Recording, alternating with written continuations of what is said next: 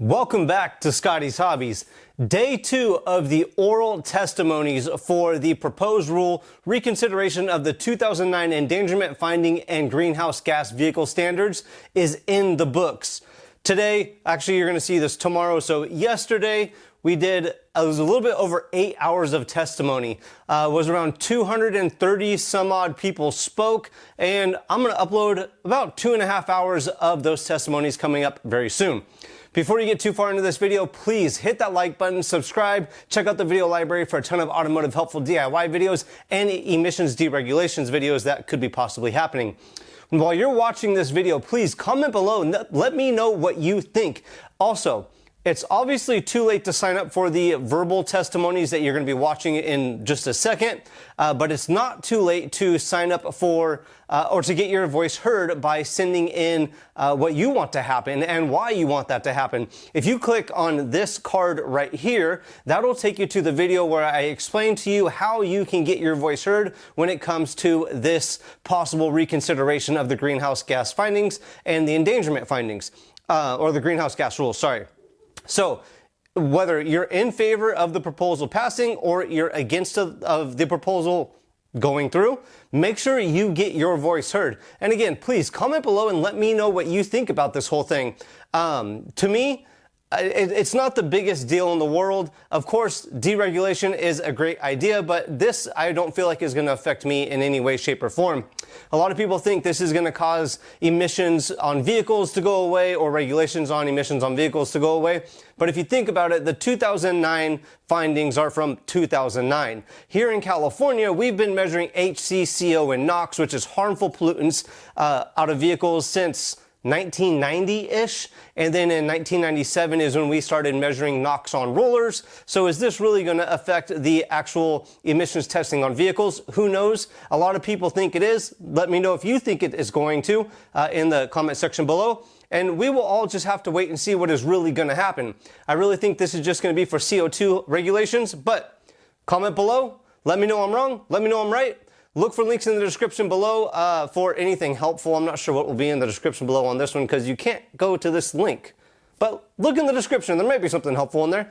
Now, let's get into these testimonies. Like, subscribe, comment below while you're watching. I will upload tomorrow's or day 3 of the testimonies tomorrow. Well, in 2 days because this is going to be uploaded tomorrow morning. But whenever. The day after you're seeing this, day 3 will be uploaded the next day. Now, let's get into these testimonies. Like, subscribe, share, comment below. Here we go. Hey everyone, it is now 1 p.m. EPA, we are still waiting for several folks to join. Are you okay if we pause and begin at 1:05 p.m. Eastern? I am. Can I just ask though, our for panel 9, is either Dr. Cliff or AG Weiser on? Because I wouldn't want to make them wait. Dr. Cliff is on. Attorney General Weiser has not yet accepted to become a panelist, so we're working on that. If you don't mind, why don't we go ahead and at least at a minimum start with Dr. Cliff? Recording in progress. If he's available. Certainly. So just before you get started, Dr. Cliff, I just want to welcome everyone back to the U.S. EPA's virtual public hearing for reconsideration of the 2009 Endangerment Finding and Greenhouse Gas Vehicle Standards. My name's Pam, and I'll serve as your meeting facilitator for today's hearing. We are going to continue with our public testimony as we just discussed. The speaking order is currently displayed on the screen. So as a reminder, we would ask that each person please limit their verbal testimony to 2.5 minutes and remember to speak slowly and clearly for the benefit of the court reporter and the closed captioning team.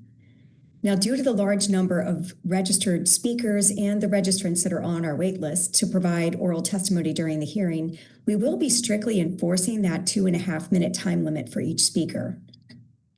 The facilitator will come on camera at the 30-second mark, and that'll provide a visual cue to start wrapping up your comments. So thank you in advance to everyone for your cooperation to ensure that we hear from as many attendees as possible. Now, if you do have additional comments that you're not able to provide today, you can also submit them through the docket at www.regulations.gov using docket ID EPA-HQ-OAR-2025-0194. So we'll begin first with Attorney General Philip Weiser. Thank you all for your time. I am Colorado Attorney General Phil Weiser, and I am here to speak in opposition to the EPA's misguided proposal that would roll back decades of progress in fighting climate change by undoing a finding that is rooted in well-established scientific research and in common sense. Greenhouse gas emissions, quite simply from motor vehicles, endanger the public health and welfare. The climate crisis and the challenges it's bringing are real, and they're having devastating impacts here in Colorado and across the United States. The EPA's proposal doesn't address these costs that we're seeing in Colorado, wildfires, variable weather, and much more, or in society in general. In fact, it downplays the benefits that the standard that it's seeking to repeal have. In Colorado, we're taking steps to address climate change. We're making investments to reduce our state's greenhouse gas emissions. And these efforts have allowed us to make meaningful progress that curb harmful emissions, and they protect our air quality. They also provide important economic benefits and cost savings. The EPA's proposal is misguided in several respects. Let me mention a few of them. First, this proposed rollback is contrary to established law. Nearly 20 years ago, in Massachusetts versus EPA, the Supreme Court confirmed that the Clean Air Act authorizes the EPA to regulate greenhouse gas emissions from motor vehicles. That remains the law. Second, the EPA's proposal ignores decades of scientific evidence. The overwhelming evidence clearly establishes that the Earth is warming at an unprecedented rate. We're seeing it in variable weather patterns, and human activity is clearly the principal cause. The evidence also is clear the immense cost of climate change that is happening right now and being imposed on residents and our economy are costs that the EPA is now improperly ignoring or minimizing. And third, the rollback that's proposed would harm Colorado's environment and economy, and it would undermine bedrock principles of cooperative federalism, which is what underlies the Clean Air Act. The EPA's proposed action will harm the health of Coloradans. It'll make Colorado's existing federal Clean Air Act obligations more challenging and expensive to meet. Rescinding these standards are going to have ripple effects far beyond the vehicle sector and will threaten to impact other polluting, emitting sectors. The Clean Air Act is justly celebrated as a model of cooperative federalism. This statutory structure works by allowing the federal government and the states to consistently rely on one another. The proposal here is an affront to this model. It involves the federal government arbitrarily undermining federal emissions standards without grounding decision in valid science, common sense, or legal reasoning. The EPA's action here also fails to take into account significant financial interests and impacts that will harm us here in Colorado, and that further would undercut and undermine the law's balance of federal and state interest. I urge the EPA to withdraw this proposal, which is unlawful and misguided, and it disregards the Clean Air Act's commitment to cooperative federalism, common sense, and well-established scientific research. Thank you all for your time. Thank you for your comment. Our next commenter is Dr. Stephen Cliff. I'm Dr. Stephen Cliff, the Executive Officer of the California Air Resources Board. I'd like to say I'm glad to be here, but this feels like a funeral, as this proposal marks another nail in the coffin of America's scientific leadership.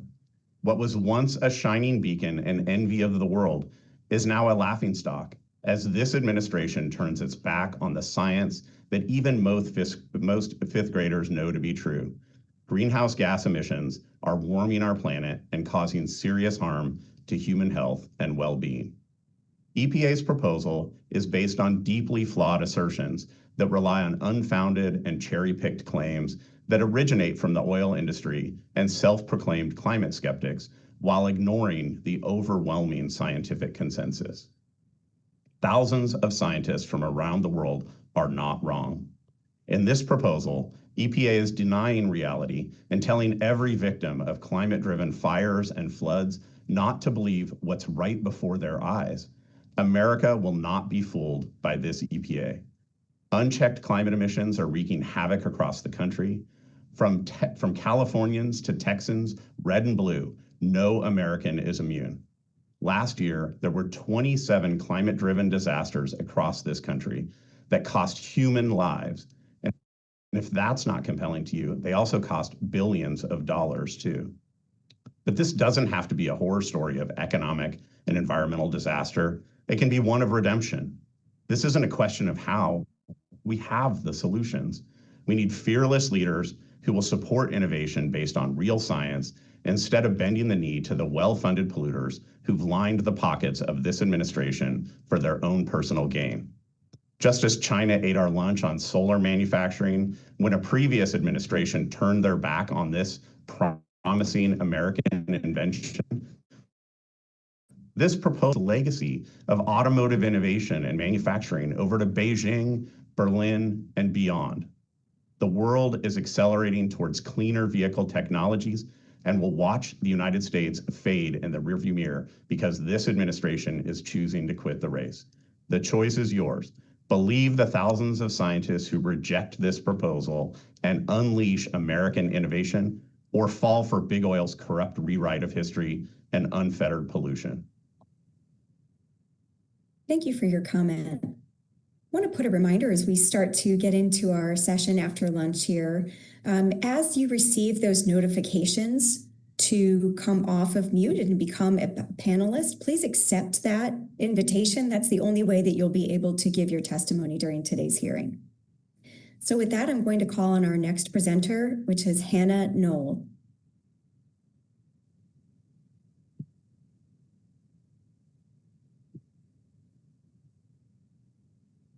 Sorry, I'm unable to start my video. Let me try. There you are. We can see you now. My name is Dr. Hannah Null. Thank you for allowing me to be here to provide testimony. I strongly urge the EPA to abandon their reconsideration of the endangerment finding and greenhouse gas vehicle standards.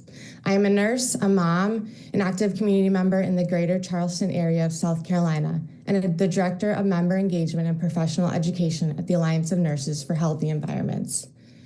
Sea level rise and flooding exacerbated by climate change pose significant threats to public health, increased risk of waterborne and vector-borne diseases, respiratory illness from mold, heat-related illness, and mental health challenges. Since moving to Charleston in 2015, the area has experienced at least 14 severe weather events. But we don't have to wait for a so-called 1,000-year flood or a hurricane to see flooding in Charleston. Almost once a week during a heavier than average rainfall, a full moon, or a high tide, the streets of downtown and low-lying areas sit in shin-deep flood water as drainage infrastructure struggles to keep up. Floodwater picks up pollutants like fertilizer, fecal matter, microplastic particles, and chemicals, and then flows across roads, lawns, and through sewage overflows, where it ultimately ends up in the waterways where we fish and swim. Last week, similar from the Charleston Waterkeeper, and actually almost every report for as long as I've lived here, found that at least half of the 20 testing sites exceeded state water quality standards for bacteria, parasites, and other unhealthy toxins.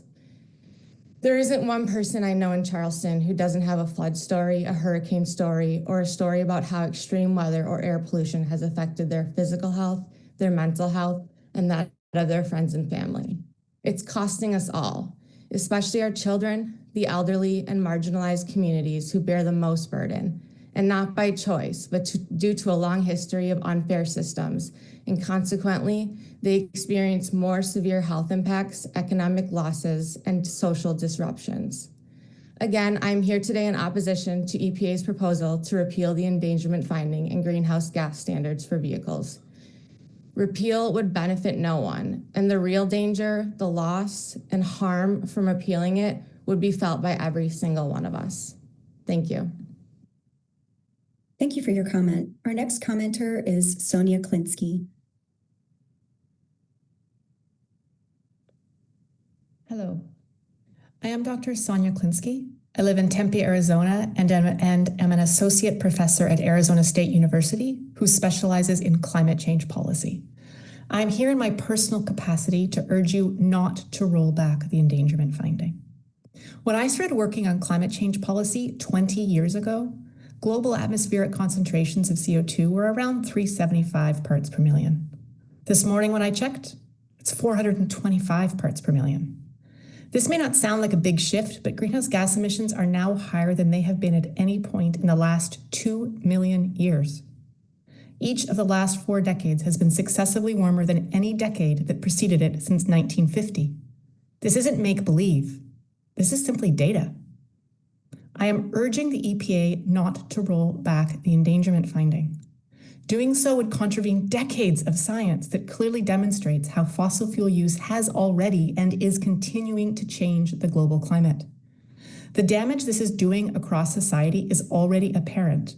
And because greenhouse gases accumulate in the atmosphere, the reality of climate harm shapes the lives not only of Americans today, as we have heard repeatedly, but all future generations. Several years ago, I was giving a talk in a school, and a little girl wrote a question on a piece of paper and handed it to me. There, in her awkward grade 3 handwriting, were the words, "Will the world still be alive when I grow up?" I assured her that yes, of course, the world will still be alive. And I told her about all the amazing things people are doing to deal with climate change. Companies are finding ways to be more efficient. Cities across the country are investing in public transit. The costs of solar energy have plummeted to the point where it's cheaper than fossil-based energy. And I told her that government was helping by sending signals that encourage businesses and cities to tackle climate change. What would I do if I was faced with this question now? Would I tell her that the EPA, the government authority singularly responsible for protecting her from climate change, is turning its back on her? We need policy that reflects reality. That little girl who's growing up in climate insecurity needs this. Companies that want to invest in newer, more efficient technologies need this. We need clear, reliable policy that accurately reflects the dangers of climate change. Please do not forget the EPA's foundational mandate and do not roll this back. Thank you. Thank you for your comment. Our next commenter is Dr. Elise Patel. My name is Dr. Elise Patel. I'm a pediatrician, environmental scientist, and the executive director for the Medical Society Consortium on Climate and Health, which represents 58 medical societies and over 1 million physicians nationwide. I'm here today to voice my strong opposition to the EPA's proposed rollback of the endangerment finding. For a child born today, climate change will be the most significant driver of health across every life stage. Weakening the endangerment finding would violate our most fundamental obligation to children, to protect their health and safety. I see the impacts of climate change in my hospital practice. I'm caring for more premature and low birth weight infants, a risk now clearly linked to wildfire smoke and extreme heat.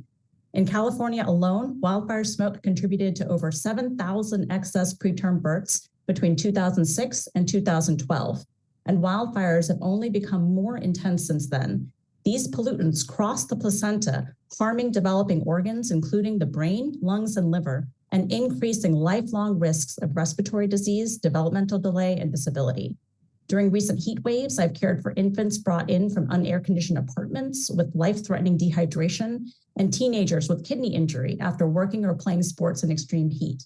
Climate-driven disasters also disrupt access to care and education. During a high wind event in wildfire season, the public utility cut power without warning at my hospital, forcing new mothers to navigate dark hallways with their newborns. During the Tubbs fire, an entire NICU had to be evacuated as flames approached. Schools now regularly close during smoky or excessively hot days. During the LA wildfires, 1,000 schools were shut down, impacting 725,000 children. Each lost school day sets children back academically and threatens their longer-term health and opportunity. Climate change is also a threat multiplier. In 2024 alone, 3 million Americans were displaced by climate-driven disasters. Heat and drought are undermining food security, and climate anxiety is driving a mental health crisis. 43% of American youth report that climate change is affecting their mental health. In the hospital, I too often see adolescents in crisis that are left in the emergency room for 7 days seeking a bed in psychiatric care. Preserving the endangerment finding is not just a regulatory necessity, it is a moral imperative. Every child deserves clean air, safe housing, nutritious food, and a stable climate in which to grow and thrive. We must act decisively to protect their health and future. Thank you for your comment. Our next commenter is Liz Robinson.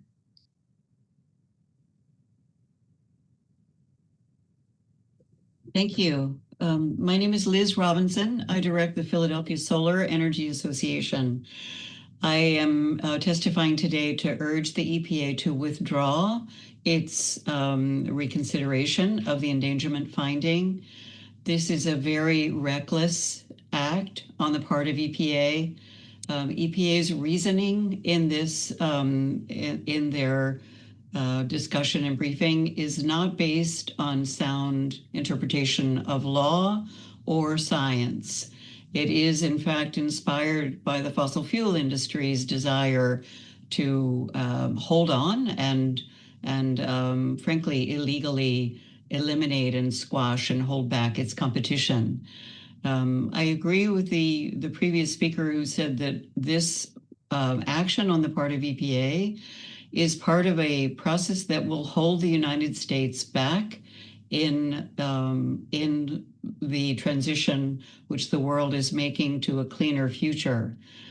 It is very clear that greenhouse gas emissions, the science since this endangerment finding was made in 2009, has become much stronger and much more certain.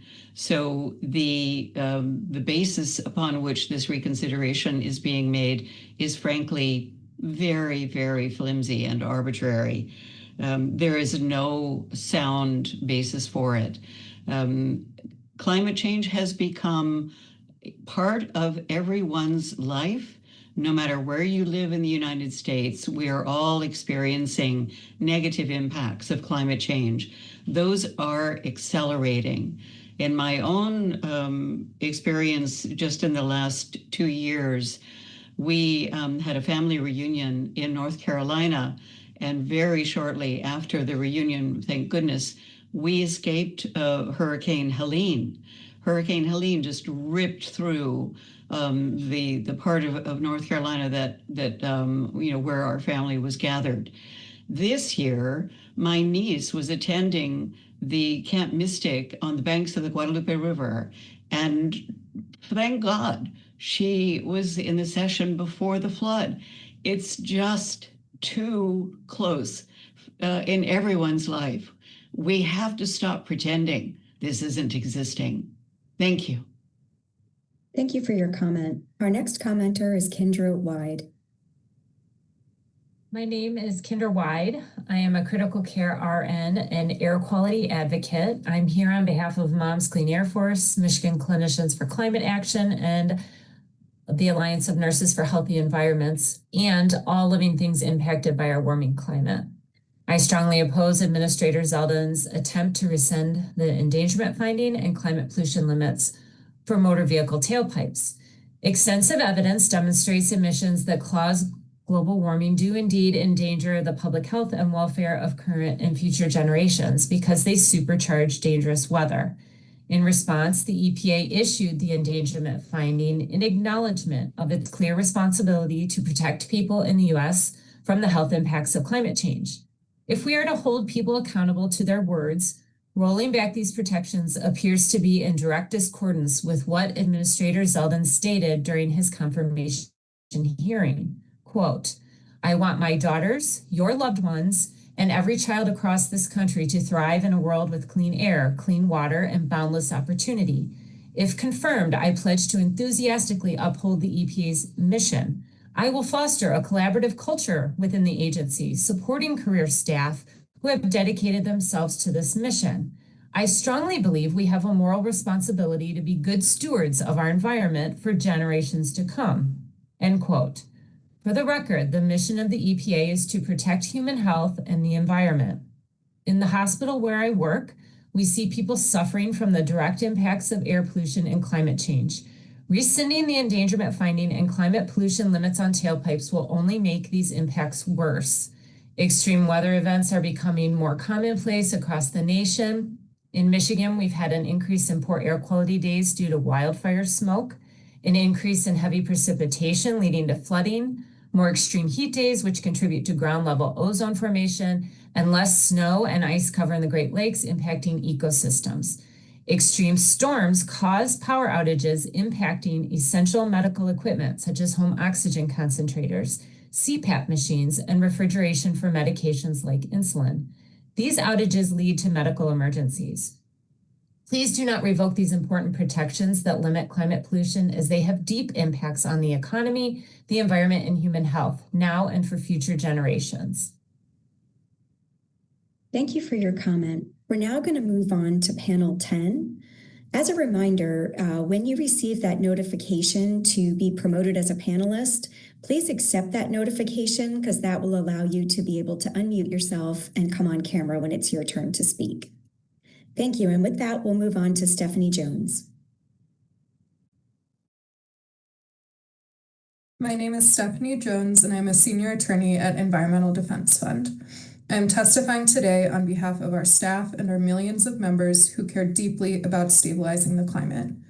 EPA's proposal to rescind the endangerment finding is a reckless act that has no basis in law, no basis in science, and is an attack on key protections for Americans against present and worsening climate-driven threats. In 2007, the U.S. Supreme Court held that greenhouse gases are pollutants under the Clean Air Act, so EPA must make a science-based determination about whether this pollution endangers public health and welfare. In 2009, following the evaluation of extensive scientific evidence and public input, EPA finalized the endangerment finding, determining that climate pollution threatens the health and welfare of current and future generations. Since then, courts have uniformly rejected legal challenges to the endangerment finding, and the already indisputable scientific evidence supporting the finding has only grown more compelling, affirming what so many Americans are experiencing firsthand. As of 2024, global average temperatures have risen about 2.5 degrees Fahrenheit since the pre-industrial era. And since 1970, the continental US has been warming 60% faster than that global average. 8 of the 10 hottest years on record in the US have occurred since 2009. As the Earth's temperature rises, extreme weather gets more extreme, including heat waves, storms, and droughts. The administration tried to twist these clear and undeniable facts by secretly and illegally commissioning a report by hand-picked climate skeptics, but Americans know the truth. These disasters are devastating communities across the nation and costing lives. Since 2009, $255 billion plus weather disasters have hit the U.S., impacting every state and costing more than $1 trillion in all. The endangerment finding underpins common sense standards that cut harmful pollution from the largest sources while saving Americans money, creating jobs, and supporting economic growth. Repealing the endangerment finding would drive up pollution and plunge businesses into regulatory chaos. EPA's proposal to rescind the endangerment finding is manifestly inconsistent with its statutory mandate. It is a callous breach of our government's responsibility to protect the American people from the devastation of climate pollution, and EDF opposes it in the strongest terms. Thank you for your comment. Our next commenter is Andy Sue. Hello, my name's Andy Sue. I'm testifying on behalf of Environmental Defense Fund and our millions of members in strong opposition to EPA's proposal to rescind the Clean Car and Truck Standards. My colleague, Stephanie Jones, testified on the proposal to rescind the endangerment finding, which is based on the secret, unlawful, and scientifically inaccurate report convened by Secretary Wright. Rescinding EPA's life-saving vehicle standards would be one of the most damaging actions the agency has ever taken, and would lead to higher levels of dangerous pollution, more premature deaths, rising insurance and fuel costs, and would place millions more people directly in harm's way. The transportation sector is the largest contributor to greenhouse gas emissions in the United States. Based on EDF's analysis, EPA's proposal to eliminate all climate pollution standards for on-road vehicles would mean at least 10 billion tons more of this damaging pollution. It would also mean more smog and soot-forming pollution that would lead to 12,000 more premature deaths and 8.5 million more asthma attacks. EPA did not analyze or consider these harms, one of the many deep and manifest flaws in this proposal. Clean vehicles save American families and businesses money, and an average of $6,000 over the life of a new car or passenger truck, once clean vehicle standards are phased in. EPA's own analysis shows that repealing these vital protections would increase costs on Americans by $350 billion, mostly by forcing them to buy more gas. The administration's own analysis shows that EPA's proposal would make that gas more expensive. Gas would cost 25 cents a gallon more in 2035 and 75 cents a gallon more in 2050. And these dramatically higher prices do not account for the trillions of dollars in health and climate harms that would be caused by EPA's proposed repeal. Rescinding clean vehicle standards will threaten clean manufacturing jobs and investments in communities across the country. Auto manufacturers have announced nearly $200 billion in U.S. EV manufacturing investments and 195,000 new EV-related jobs. And these investments could generate up to 826,000 additional jobs across the broader economy. EDF is vigorously opposed to this attempt to erase vital clean vehicle standards, which is at odds with EPA's long-standing and solemn responsibility to protect public health and would lead to more pollution, more danger, and higher costs for Americans. Thank you for your comment. The next commenter is Mary Beth Diggle.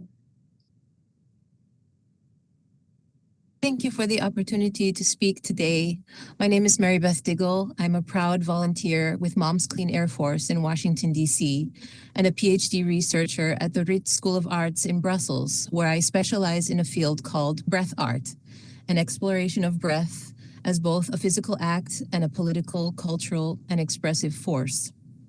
I urge the EPA to uphold and reaffirm the original 2009 Endangerment Finding, which recognizes greenhouse gases as a threat to public health and welfare. Weakening this finding would not only be a step backward scientifically and legally, it would be a step backward morally. As an artist and a researcher of breath and a concerned family member, I witness daily how the air we breathe shapes our bodies and our lives. Breath is not just a biological necessity. It is a right, it is a form of expression, and in our current climate, it is also a measure of environmental justice. The 2009 Endangerment Finding is grounded in overwhelming scientific consensus. Greenhouse gas emissions are accelerating climate threats to humans and more than humans, worsening air pollution and compounding health threats, especially in vulnerable communities. These are not distant or abstract harms. They are real and immediate. They are the asthma attacks in our children. They are extreme heat events, the wildfires, the lost school days, the missed work, the deepening inequities. From an academic standpoint, breath is where science meets experience. As my academic mentor, Magdalena Gorska, writes, breathing is a political act. It reveals the inequities of who gets to breathe clean air and who doesn't. When we pollute the air, we don't just harm ecosystems.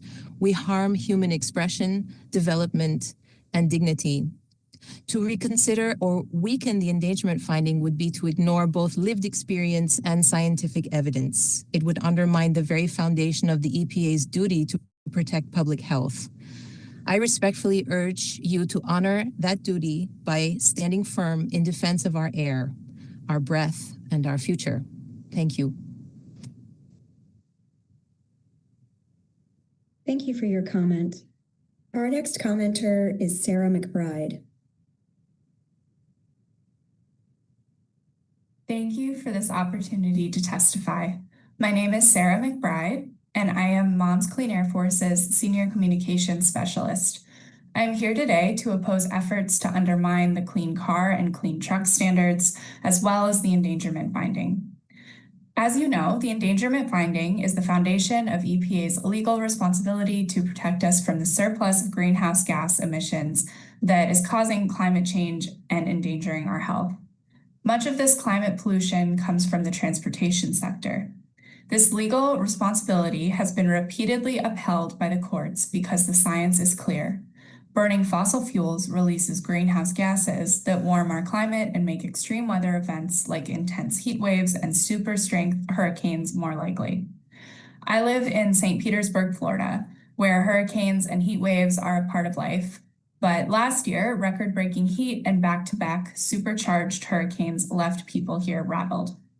I've only lived here for over 2 years, but even longtime Floridians say they can tell that temperatures are rising.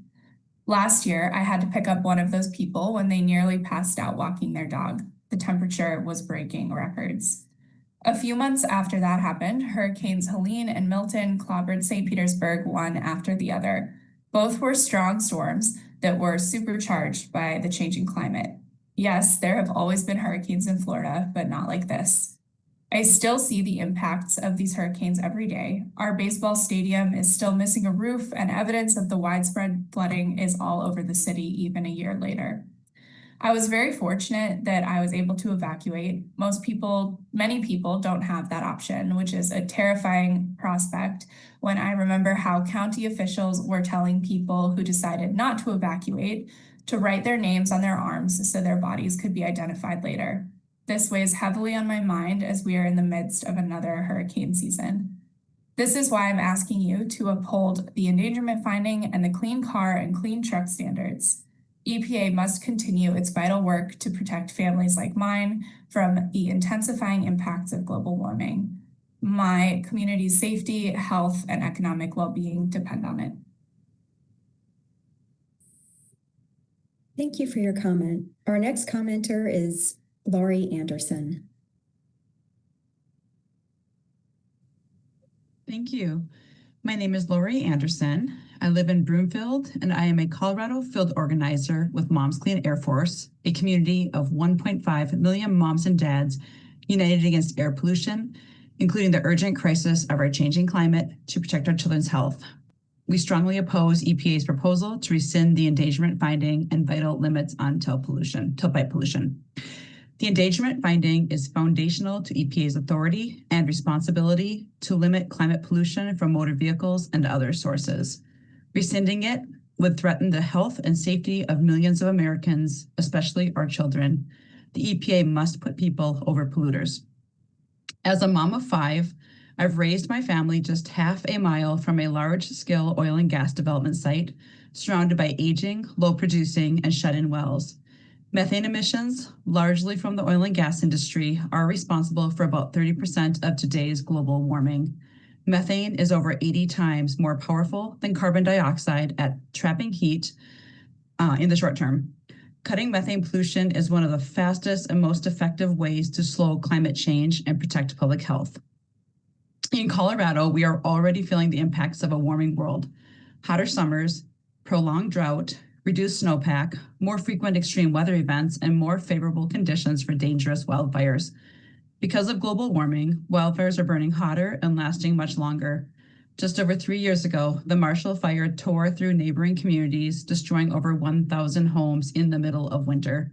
Every red flag warning, where high winds and fire danger coincide, brings fresh anxiety knowing that it could happen again. Broomfield is also part of the ozone non-attainment area that stretches from Denver along the Northern Front Range. Rising temperatures worsen our already serious ground-level ozone problem, increasing the frequency of ozone action days when it's unsafe for our children to play outside. While we cannot control the number of beautiful sunny days in Colorado, we can lower ozone by reducing NOx and VOC pollution from tailpipes and other sources. These dangers will only worsen if EPA fails to act to cut climate emissions. The science is clear, the law is clear, and the urgency is real. Our children and future generations are counting on you. I strongly urge the EPA to maintain the endangerment finding, to maintain crucial health protecting limits on tailpipe pollution, and continue enforcing strong climate protections. Thank you for your comment. Sandy Simpson, I apologize. I had skipped over reading your name. It's your turn now. No problem. Good afternoon. My name is Sandy Simpson. I am a father and grandfather, and I live in Los Angeles, California. I'm testifying today to implore the EPA not to revoke the endangerment finding or the EPA's clean cars and truck standards. The climate crisis has been here for decades, and it is the EPA's duty to protect us from the greenhouse gases that fuel the crisis.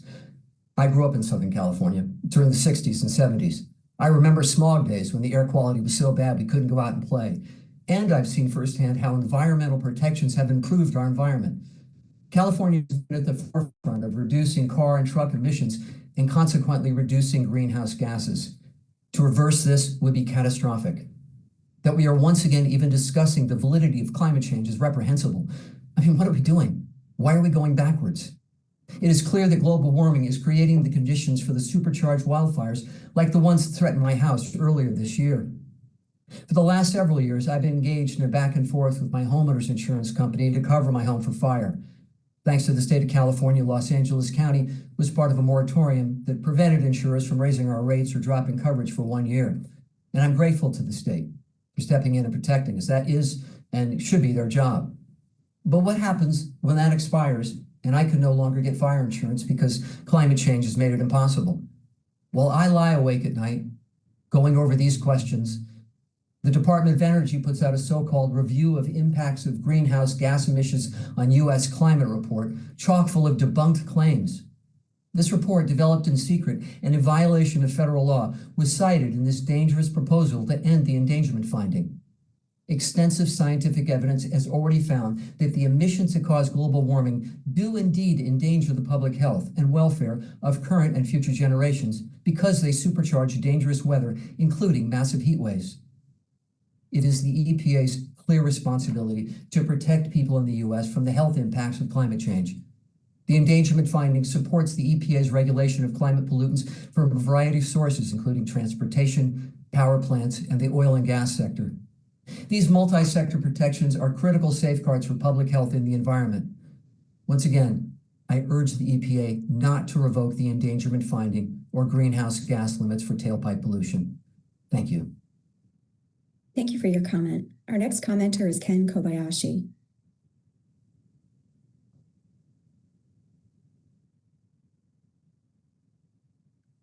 Thank you for giving me the opportunity to testify. My name is Dr. Ken Kobayashi, and I'm a retired medical oncologist in San Diego, California. I am here to oppose the rollback of the endangerment finding. We all want to live in safe, healthy, and stable communities, but emissions from cars and other vehicles clearly contribute to worsened air quality, which in turn is an undeniable threat to human health and welfare. 3 generations of my wife's family relocated to San Francisco and settled there over a period of 40 years because of the favorable climate and their love of the outdoors. However, many of them suffer from chronic respiratory illnesses.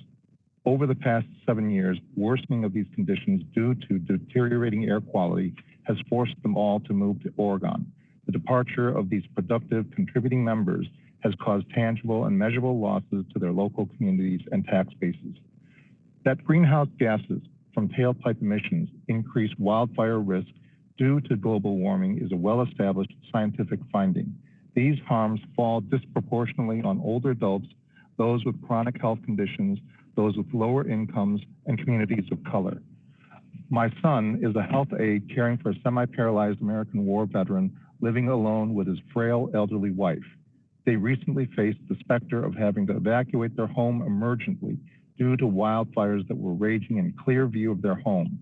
Evacuating such a disabled person is fraught with hazard and could have resulted in further compromise of his already fragile health status.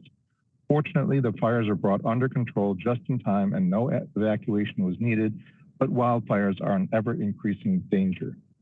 Ladies and gentlemen, the endangerment finding is foundational to the EPA's ability to protect the safety of Americans, to promote environmental justice, and prevent generations of Americans from facing the adverse health, economic, and safety impacts of increased environmental pollution and the consequent natural disasters. I am not rescind this finding. Thank you for your attention. Thank you for your comment. We're getting ready to move on to panel 11. Just a reminder to everyone, as you receive a notification to be promoted to a panelist, I'd ask that you please accept that notification. That's what will allow you to be able to turn on your camera and to come off mute when it's your turn to speak. Thank you. And our next speaker will be Vanessa Lynch. My name is Vanessa Lynch, and I'm the Pennsylvania campaign coordinator for Moms Clean Air Force. I oppose EPA's proposal to rescind limits on greenhouse gas emissions from vehicles, as well as the endangerment finding, which supports the regulation of methane, carbon, and other climate pollutants. These safeguards are critical for public health and the environment. I've witnessed firsthand the impacts the oil and gas industry has had on my community in southwestern Pennsylvania, where I live with my 2 children and husband. A well pad has been fracked in a medium-density residential area of my local township. 69% of voters in Pennsylvania, the second largest oil and gas producing state, support efforts to swiftly enact stronger standards on methane pollution from oil and gas development to safeguard the health and well-being of our family. Beyond the frontline impacts that directly affect my family, climate change has created numerous dangerous realities for families in Pennsylvania. From having the highest incidence of Lyme disease in the country, to extreme heat that's resulting in increased hospitalizations, to dangerous flooding across my community, to severe wildfire smoke from Canada reaching my home. The impacts of climate change are all around me. And as a pragmatic mother of 2, I am acutely aware of the costs that these impacts have on the physical and mental well-being of my family, and they are far too high. As a mother who spent the majority of my adult life in church, I can tell you with full certainty that my belief in the science of climate change is in no way religious. Climate change is real. The science is clear.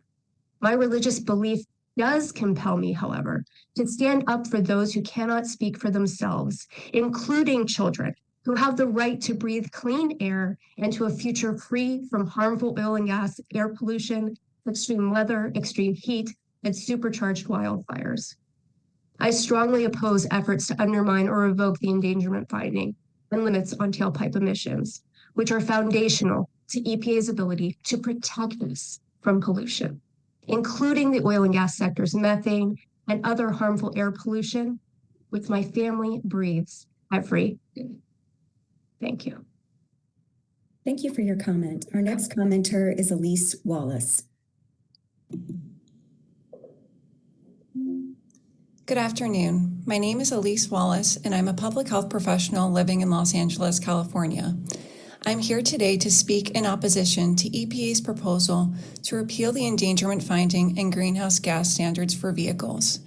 I would first like to express my disappointment in EPA's combined proposal of multiple major rollbacks with a tight time frame for the public to respond. I urge EPA to offer additional time in the comment period to allow for more meaningful engagement on these critical proposals. Climate change is already harming the health of millions of Americans across every region of the country. Worsened air quality from wildfire smoke, increased risk of higher ozone pollution, stronger extreme weather events, and increased spread of diseases put health and lives at risk. Los Angeles, where I live, is home to some of the nation's worst air quality, and climate change is already exacerbating our significant air pollution challenges. After being exposed to dangerous smoke from the LA wildfires this past January, I am terrified by the prospect of more intense wildfires and extreme weather events. The transportation sector is the greatest contributor to greenhouse gas emissions, and the vast majority of those emissions come from cars and trucks. Repealing the greenhouse gas limits for motor vehicles will reduce the immediate health benefits that would have been gained from vehicles that produce less emissions. Vehicle standards have been a vital tool over the last 5+ decades to lower emissions from tailpipes and provide more efficient vehicles on the market, saving consumers money while also reducing pollution. The 2024 rules that updated greenhouse gas standards for vehicles, which reflect the latest technological advancements, were estimated to avoid a combined 8 billion tons of greenhouse gas emissions. The proposed repeal makes no effort to analyze the impact of losing that monumental pollution reduction. In short, these proposed repeals prioritize polluters over people's health. I urge EPA to abandon this proposal and stand up for the health of all Americans. Thank you. Thank you for your comment. Our next commenter, and I apologize for mispronouncing, Akshay Thyagarajan.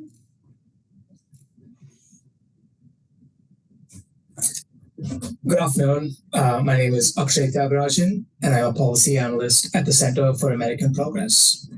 I'm here today to express the Center for American Progress's strong opposition to the EPA's proposed rollback of the endangerment finding and vehicle emission standards.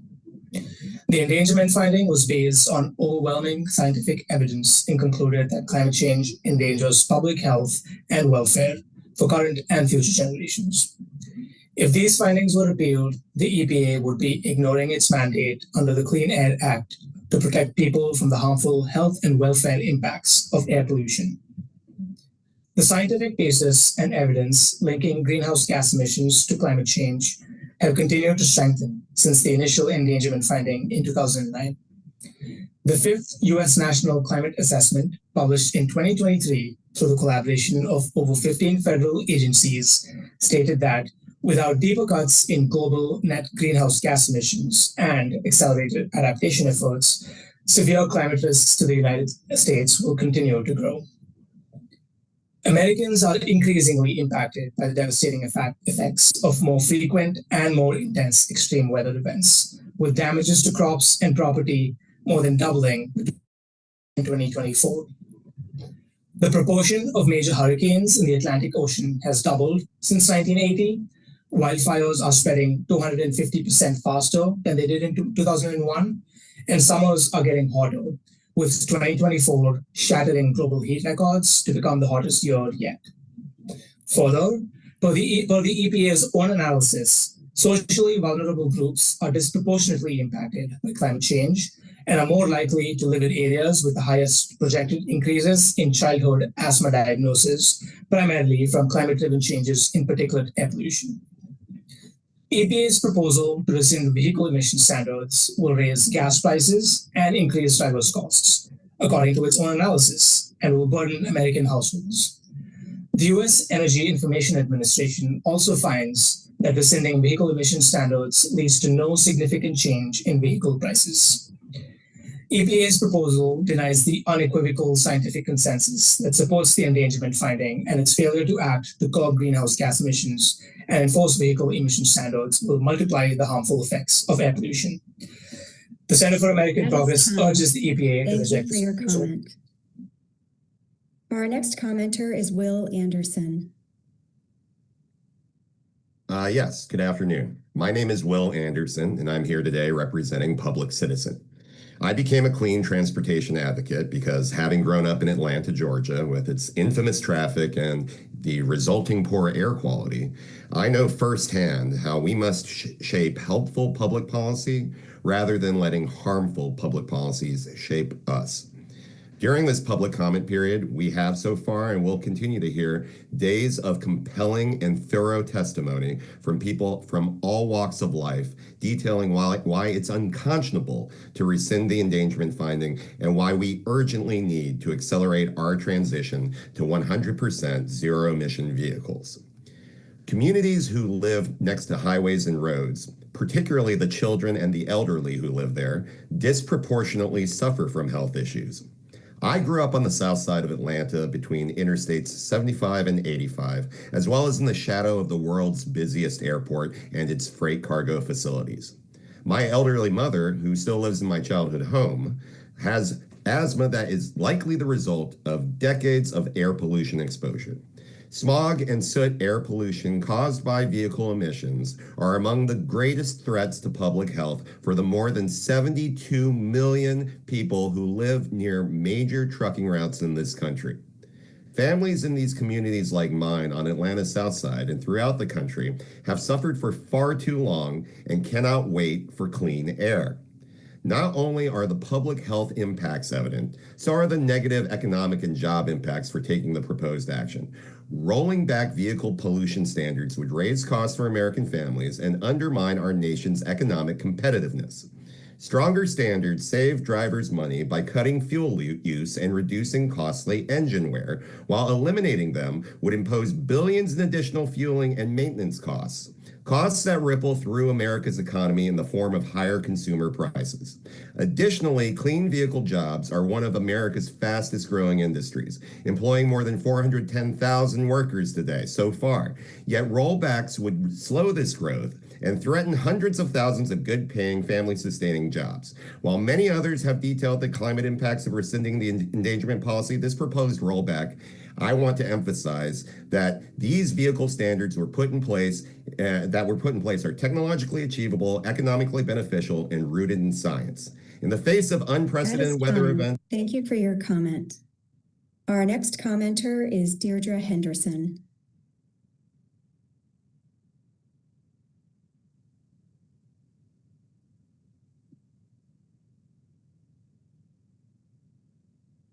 It looks like you're off mute now, Deirdre.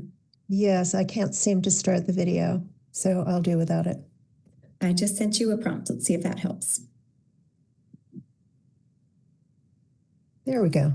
Thank you. Good afternoon. My name is Deirdre Henderson. I live in a small rural town in the High Sierra of California, just north of Lake Tahoe.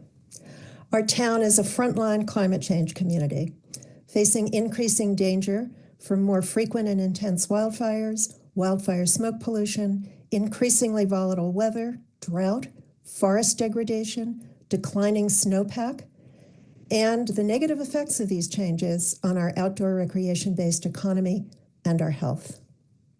I oppose the EPA's reconsideration of the 2009 endangerment finding for the following reasons.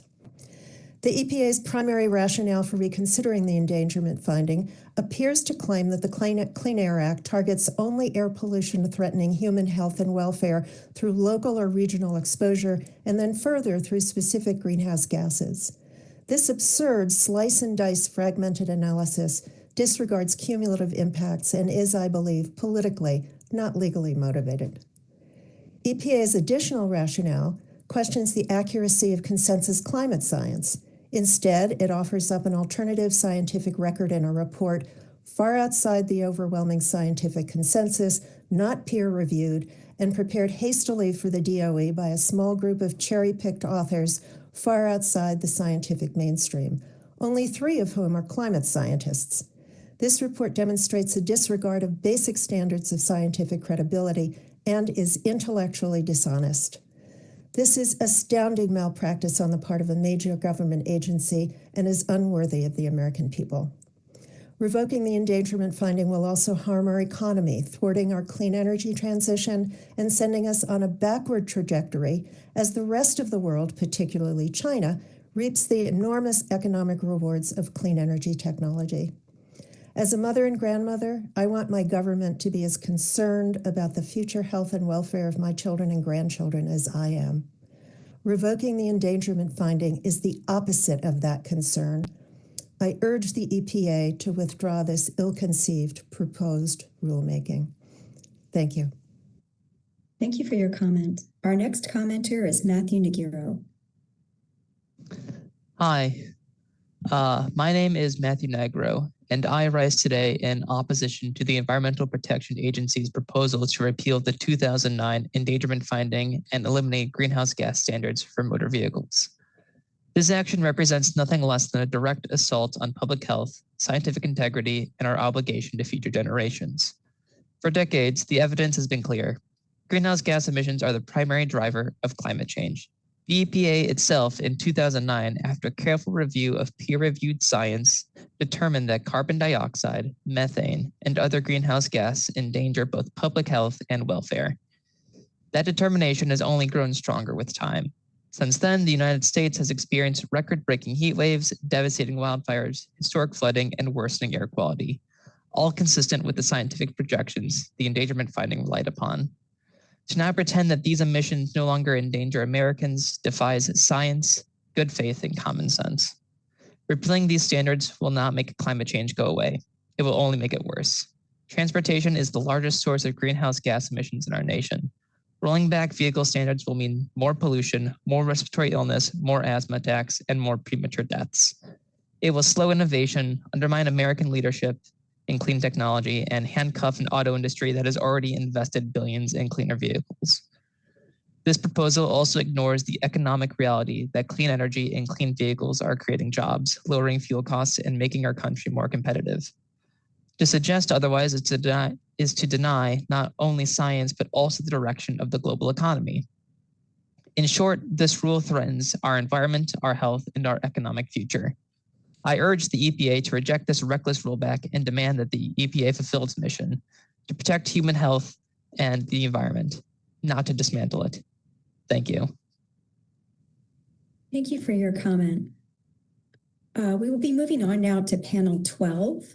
As we move to the next panel, I would just remind folks in the upcoming panels, if you receive a notification to come off or to accept your invitation as a panelist, please accept that invitation. That's what will allow you to be able to make your comment, come off mute, and turn your camera on when it's your turn to speak. With that, I'd like to turn things over to Karen Solomon, our next commenter. Great, thank you. So thanks for the opportunity to testify today. My name is Karen Solomon. I'm a physician. I also have a master's degree in public health, and I'm a member of Climate Code Blue, a Boston-based group of physicians who are extremely concerned about effects of climate change on health, particularly for our most vulnerable. I'm here to express my strong opposition to the EPA's proposed rollback of the endangerment finding. It's well established that rising greenhouse gases, largely from combustion of fossil fuels, are warming the planet. Indeed, an article in Science in 2023 documented that ExxonMobil's own scientists predicted decades ago the rise in temperature that would result from fossil fuel-driven emissions, predictions that were extraordinarily concordant with what we're now experiencing. In the Boston area where I live, there have been 3 heat emergencies this summer, meaning a heat index of 95 degrees or higher for at least 2 consecutive days. On heat wave days in Boston, EMS calls were documented to increase 10 to 15%, and hospitalizations among older adults to increase by 33%.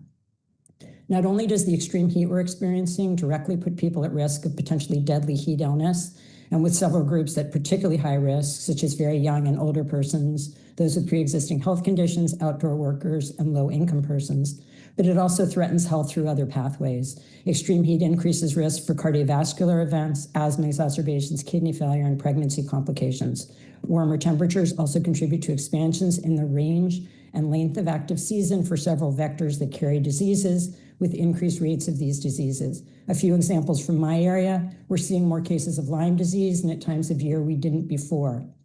On Martha's Vineyard, there have been increasing reports of cases of meat allergy caused by the bite of the Lone Star tick, which until recent years was seen largely in the southern U.S., but is recognized to be moving north and carries other diseases also.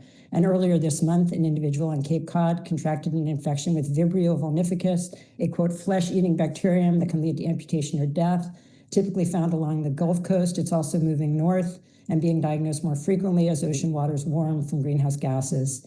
The health harms of greenhouse gas emissions are real, they're serious, they're already occurring, and they will only worsen if the EPA were to choose to ignore them. To protect the health of Americans, I urge you not to rescind the endangerment finding. Thank you. Thank you for your comment. Our next commenter is Dr. Laura Carter Robinson.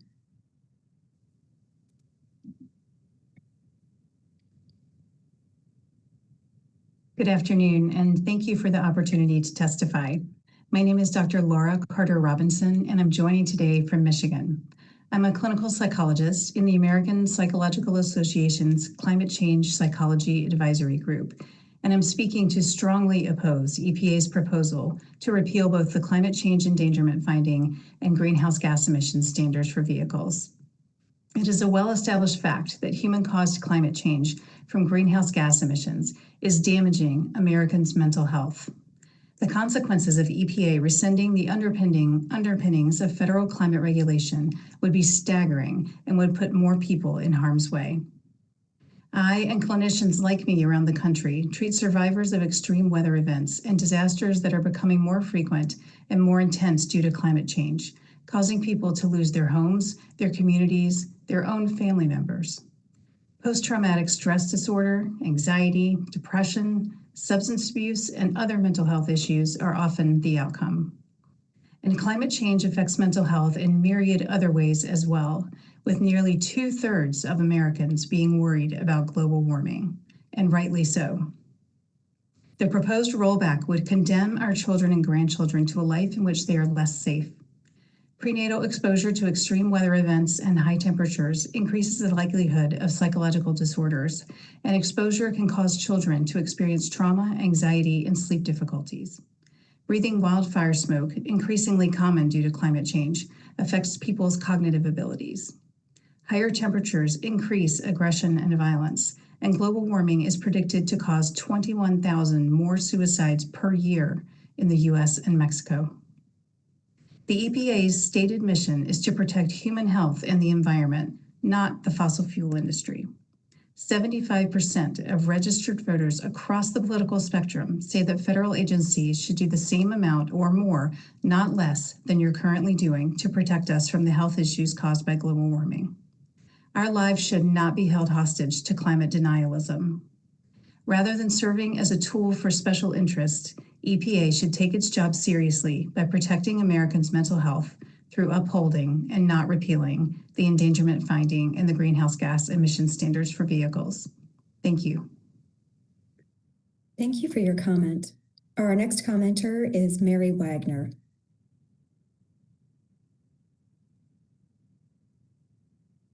Hello, my name is Mary Wagner. I am the Nevada field organizer with Moms Clean Air Force and Ecomadres. I'm also a mother of two living in Las Vegas, a city that has been home for 18 years. Unfortunately, Las Vegas is now one of the fastest warming cities in the country. Together with Reno, Nevada holds two of the top rising temperature cities in the nation.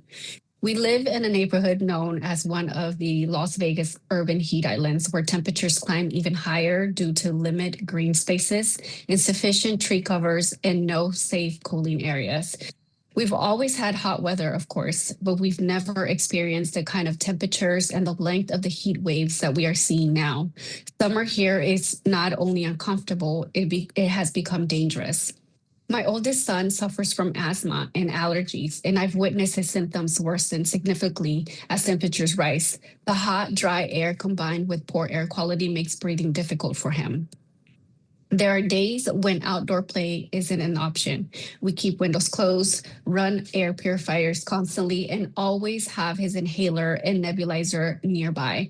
This has become our reality, particularly during our incredibly long extreme heat season.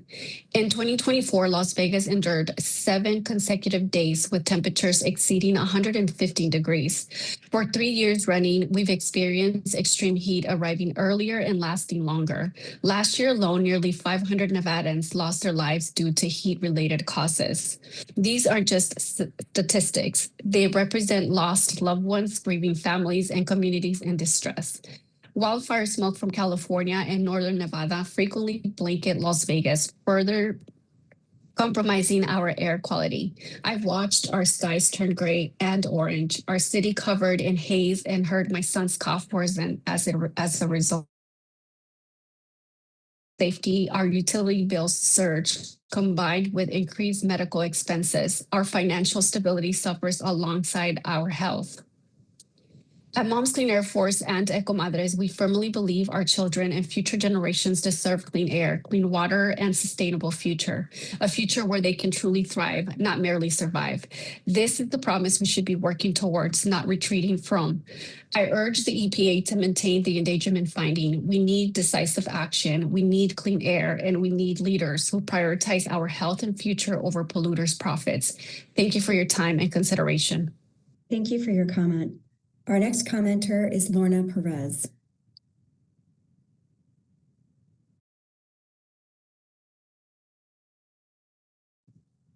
Hello, I'm trying to have my video.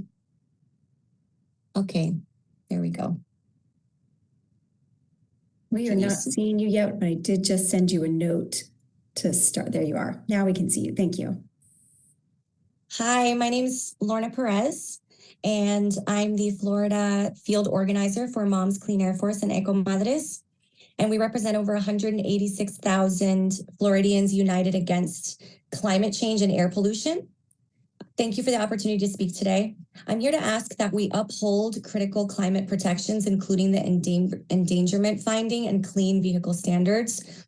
Year after year in the Sunshine State, here, I'll try it this way.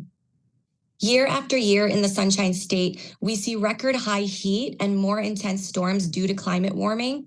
The air pollution that is heating our planet and supercharging dangerous extreme weather is also worsening health impacts across our state, like heat stroke, asthma, birth complications, mental health impacts, and the spread of diseases after flooding. Kids' growing bodies are especially vulnerable to these impacts. In the Tampa Bay area where I live, Over 39,000 kids have asthma, according to the American Lung Association. We should be doing all we can to reduce air pollution. Rolling back the endangerment finding and important limits on tailpipe pollution is a step in the wrong direction. In 2024, we saw the effects that Hurricane Helene and Hurricane Milton had on Florida, and we're still recovering. Some of my friends' houses were flooded, and they've spent thousands of dollars rebuilding, and they're still dealing with molds that can harm the health of their families. The economic toll is heaviest in communities of color and lower income communities. There are more than 396,000 people living in poverty in my home of the Tampa Bay area, and we have had the largest wage and rent increase discrepancy in the nation over the past 5 years. Rent has jumped nearly 50%, while wages rose just 15%. When climate change fueled disasters like Helene and Milton hit, it is more people living in poverty to recover economically from damage to homes, businesses, and community infrastructure, and housing can become even more scarce when extreme weather devastates the communities. Instead of limiting EPA's ability to fight climate pollution by removing the endangerment finding, we should be working to strengthen our response to climate change. Everyone deserves a healthy life, including future generations, no matter what their income is. That is time. Thank you for your comment. Our next commenter is Robin Cooper.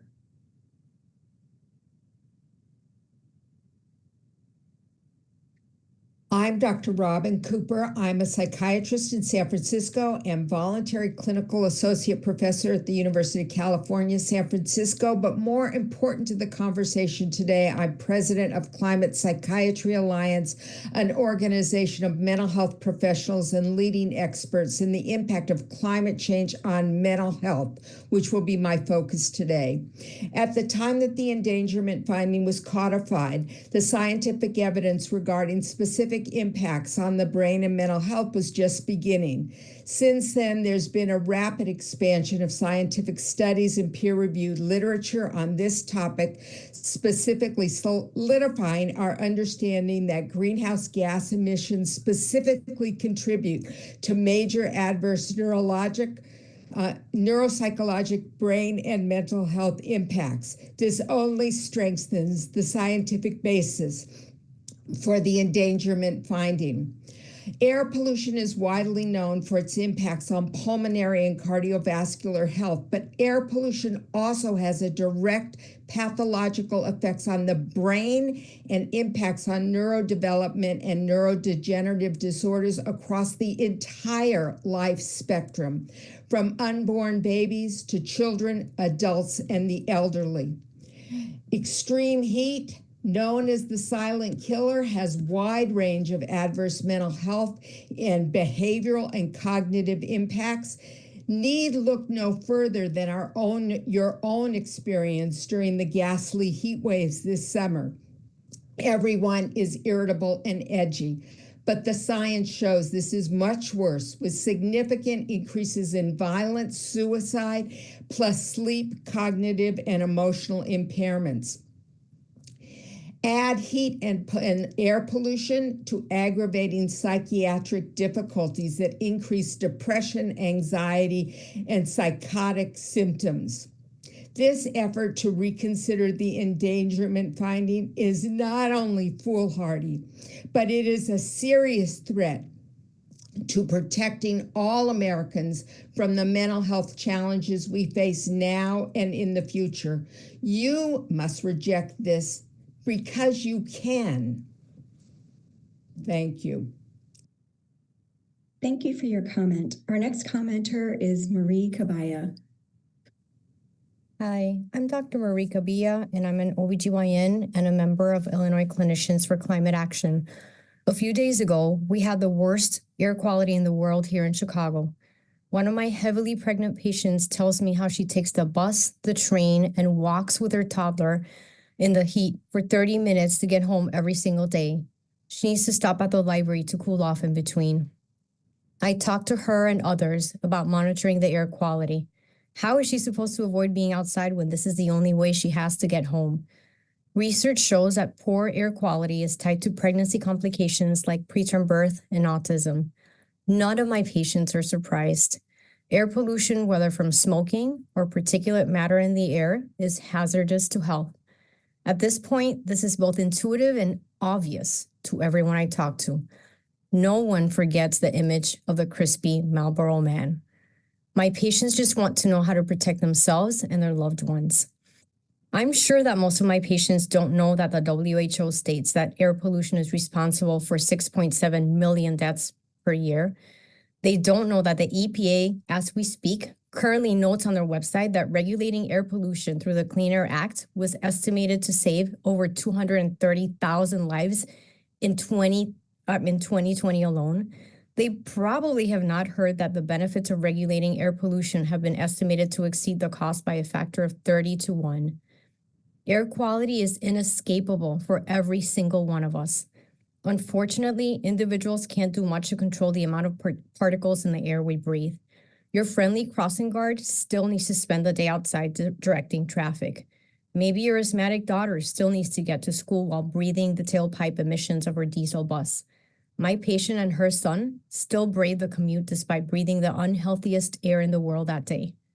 We depend on the government to protect us. Repealing the endangerment finding would be a vote for the Marlboro Man, a reckless and unethical choice that would place the interests of industry over established science and the health of every American. Like doctors, the EPA and legislators have a responsibility to do no harm. The health of my patients and that of each of us depend on it. Thank you. Thank you for your comment. Our next commenter is Dr. Ann Kurth.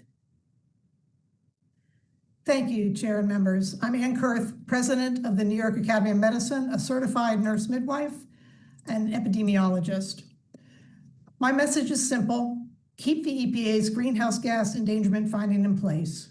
It protects health. It saves lives. I come from both a clinical care and a public health perspective.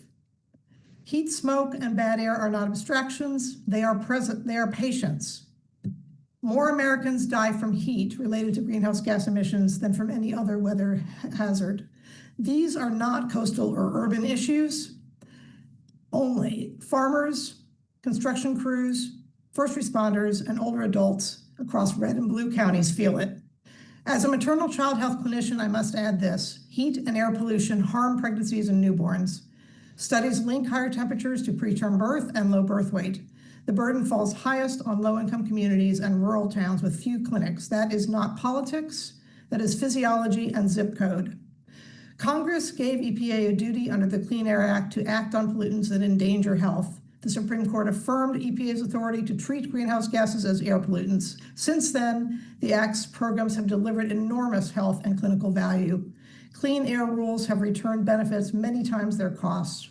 When we cut greenhouse gas emissions, we cut hospitalizations, missed workdays, and energy waste.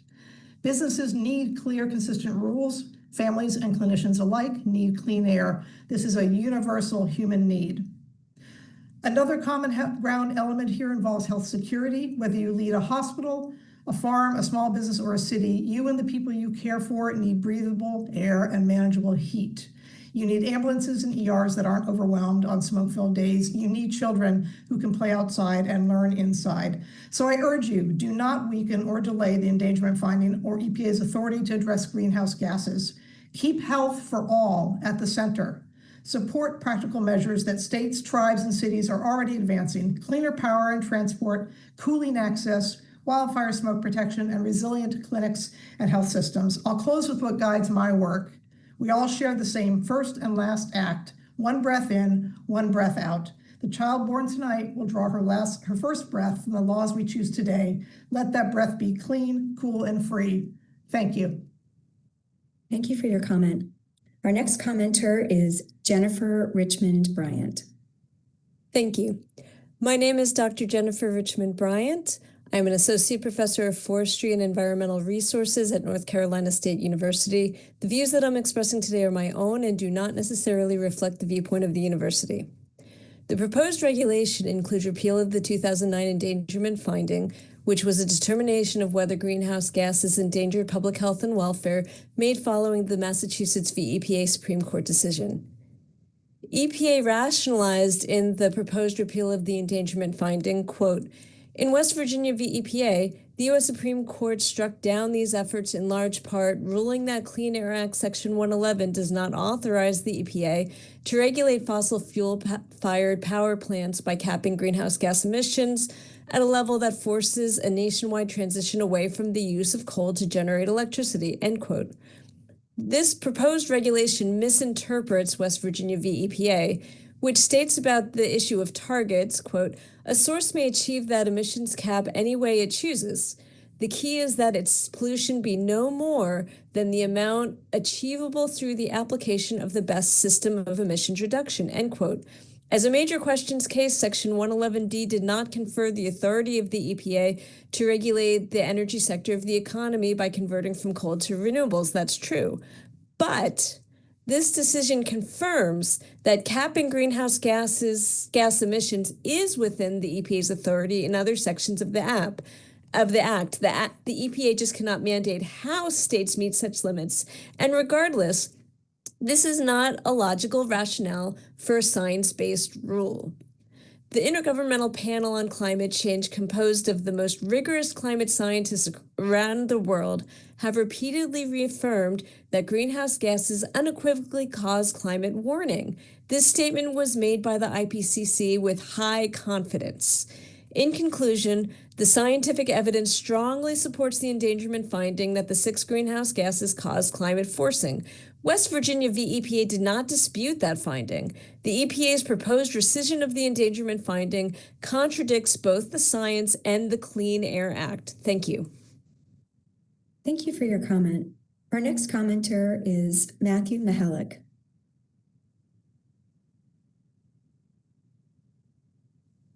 Good afternoon. I'm Matthew Mihalik, Executive Director of the Breathe Project, a collaboration of over 50 organizations in southwestern Pennsylvania working together to improve air quality and reduce climate risks in our region. I appreciate the opportunity to comment on the Trump administration's capricious and short-sighted decision to reconsider the 2009 endangerment finding and elimination of associated emissions standards. Given the negative health and economic implications of such a rollback, I recommend regulators use the common sense notion of do no harm by rejecting the planned rollback of these standards. In this case, doing no harm is simple. It means not making any changes at all from current policy. Just leave the situation alone. The proposed changes will result in an increase in fossil fuel consumption and associated increased adverse health impacts, mortality, acute bronchitis, respiratory emergency room visits, and work loss days. As a result of these increases in emissions of greenhouse gases and additional combustion-related pollutants. Allegheny County ranks in the top 2% of counties in the United States for cancer risk from toxic air pollution. Mobile sources such as cars, trucks, and buses are the second largest contributor to our region's pollution. Air quality ranks not good 1/2 of all days in our region. From 2022 to 2024, one regional air monitor in our county registered pollution concentrations worse than 95% of the US, and another one worse than 87%. This results in extra deaths, at least 600 extra deaths per year from pollution in Allegheny County. Why would anyone want to perpetuate the harms to our region's health and reputation? We in the Pittsburgh region need these clean vehicle standards for a better future for our children, communities, and economic development. How often can it be said that doing nothing is the best thing? I urge regulators to embrace alternative zero. Do nothing. Do not enact these rollbacks. Do not harm our region's health, economy, air quality, security, and climate. Thank you for your time and consideration. Thank you for your comment. Our next commenter is Craig Stevens. Good afternoon. My name is Craig Stevens. I'm a father of 4, grandfather of 3, and this is what our water looks like in northeastern Pennsylvania. You know it, EPA. Get out of your offices and get up here. Bringley Zeldin. We're not interested in being poisoned with our air and our water by the oil and gas industry, no matter how much money they want to pay you to let them do it, okay? So here's the focus. If you stop reading Stop looking into documents. Watch a couple movies. How about the Lorax? It's only been around for 40, 50 years. Fern Gully. Let your, look at your kids and go, do I really want their air poisoned for the rest of their lives? Okay, I had to start my own group here because they poison our air. Bring a FLIR camera up here so you can see the invisible things pumping out of our 70 compressor stations up here, which you are ignoring. You've been here before in 2012, come back. Do your jobs. EPA, Environmental Protection Agency. How about Environmental Polluting Agency? Our DEP is don't expect protection. I'm in northeastern Pennsylvania. We're in the mother lode of gas up here, but guess what? All of our neighbors' water are going bad. Our air quality is, I have a purpleair.com here for 2 years. It's been red ever since they put it in. I didn't move to northeastern Pennsylvania, in the middle of mountains, to have my air poisoned. Why would I move to poison air?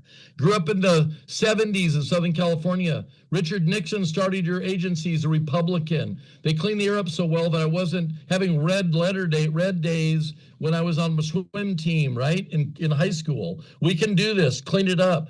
Stop going back. In other words, stop repealing and start enforcing the laws that your own mission statement says to do.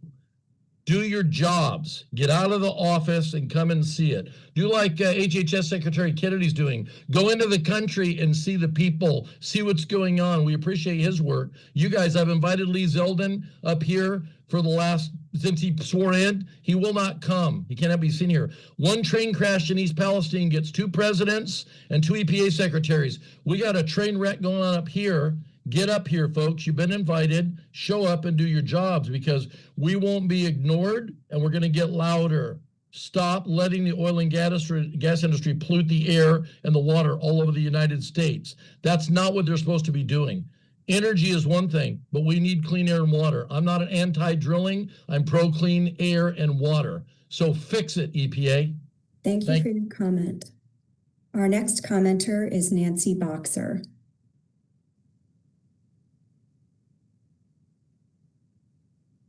Hi. Oh, I'm having trouble with this. We can hear you and we can see you. Excellent. Hi, I'm Nancy Boxer from Havertown, Pennsylvania, to focus on the economic impacts of the proposed change. Vehicles are responsible for 22% of greenhouse gas emissions, so easing regulations will notably increase global warming. How will this harm the health and welfare of Americans? Greater personal medical costs from climate change related events, heat, injuries from flooding, storm, and hurricanes. 2, greater costs at hospital emergency rooms from injuries due to these events. 3, costs from more emissions on food and agriculture because rising temps hurt livestock and crop quality. Extreme weather damages soil health and disrupts planting schedules, and all these create losses for farmers. 4, losses and reduced yields already cause food prices to soar and become scarce. The result is inflation, hunger, and less spending and profits for sectors beyond food and agriculture. 5, costs to our public health, already over several $100 billion per year. 6, costs to workers and employers from missed work days. 7, higher costs for families and businesses as insurance rates soar. 8, damage from extreme weather events. Already we have more frequent and more costly events, from 3 per year in the 1980s to 23 per year in the 2020s. And the CPI adjusted cost for these events has risen from $22 billion per year to last year's $183 billion, a horrifying number, forcing insurance companies to abandon long-held markets. Against these are costs to car and truck makers. They want to avoid reducing the global warming impact of their products and pass the savings on to shareholders or cut prices and possibly regain market share. Yet the cost to the public is far greater than the potential rewards for shareholders. U.S. automakers may actually benefit from continuing on. They risk losing the global market while they downplay clean technologies while other countries embrace them. China, India, and Germany are gaining the growing market for clean electric vehicles. Why should we give it up to them? I urge you to make America great again by keeping or even strengthening current restrictions on vehicles. The cost of more emissions is far less than what we will all pay if you drop these life-saving measures. Thank you for your time. Thank you for your comment. Our next commenter is Rachel Dawn Davis. Hi, can everybody hear me? We can. Greetings, everybody. I'm Rachel Dawn Davis, working full-time as the Public Policy and Justice Organizer for Water Spirit, a spiritual ecology nonprofit centered on water as the source and sustainer of all life, sponsored by the Sisters of St. Joseph of Peace. Our comments are on behalf of our thousands of community members from the Northeast and those experiencing cumulative impacts of pollution in all overburdened areas. Water Spirit strongly recommends the EPA continue to measure greenhouse gas emissions, namely given these emissions alter the water cycle upon which we and all life survive and thrive. EPA do not repeal the Endangerment Finding. We recognize the profound interconnection between climate health and the world's water systems. Sea levels rise as polar ice melts and oceans continue to warm. This growing warmth is directly connected to toxic emissions like methane and fossil fuel. Look up the Environmental Health News report, The Body Burden of Fracking, centered on Dimock, Pennsylvania, next to where I spent summers but fear going to with my family. Young and old are both getting sick. This is already over a decade old, these studies. More frequent droughts and floods result in the loss of critical infrastructure, not the least of which are housing and businesses. New Jersey residents in particular know the cumulative impacts of tailpipe pollution across generations. The momentum from the private sector in favor of measuring greenhouse gas emissions reflects corporate responsibility and a deepening recognition that understanding emissions is essential to water security and ecological harmony worldwide. Water is a human right. We must affirm the declaration from the Vatican that, quote, access to safe drinkable water is a basic and universal human right, end quote. Water Spirit encourages EPA and existing science to work with private sector leaders who are already measuring emissions to translate that data into actionable insights for water governance and ecological protection. The costs will far outweigh the benefits, as has been stated.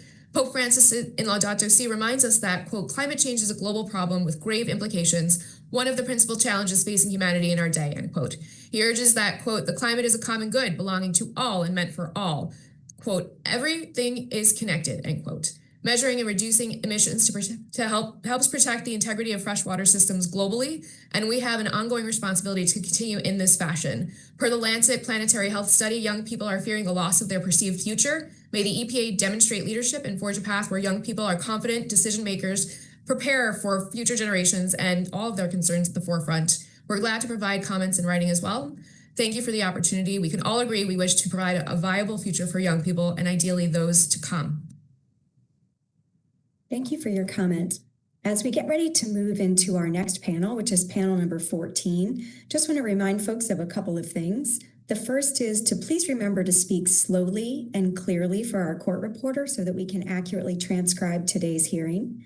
Secondly, if you are speaking in an upcoming panel, you'll be receiving a notification that you are being promoted to panelist. Please accept that invitation. Otherwise, we won't be able to have you moved over so that you can provide your comment when it's your turn. With that, we'll move on to our next commenter, Chase Allen Gerber. Good afternoon. I appreciate the opportunity to provide comment. My name is Chase Gerber. I'm an undergraduate senior working in ocean policy and coral restoration in South Florida. Every day I observe the impacts of a changing climate on my work field, the biggest one, coral bleaching.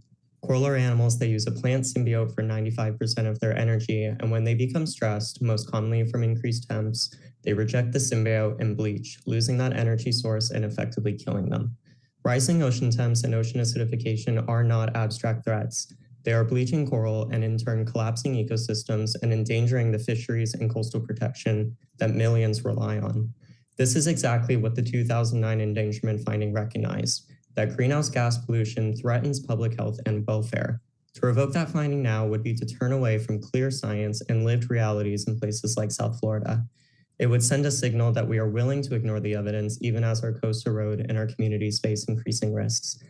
I do believe that the EPA is not wrong to look for more clear regulatory authority from Congress, but the scale of this crisis demands more than a rollback of partial measure.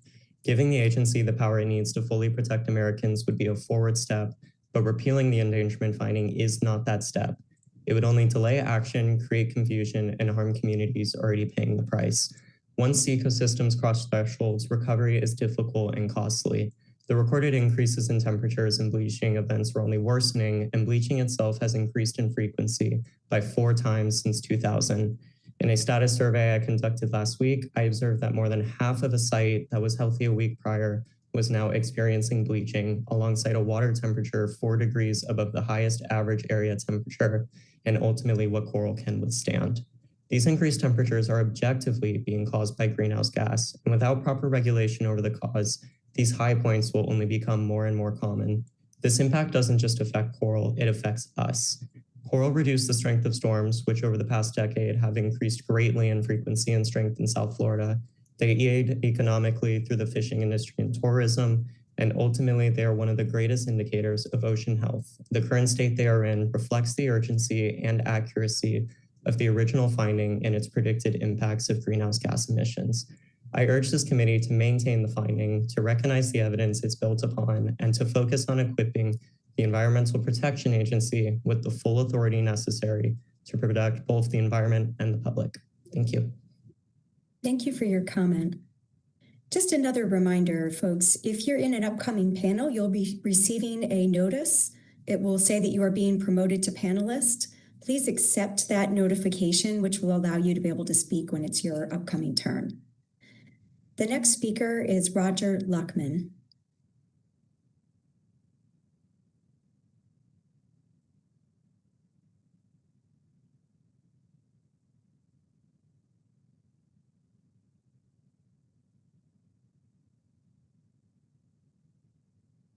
Roger, we see you're on. I just sent you a note to request that you unmute.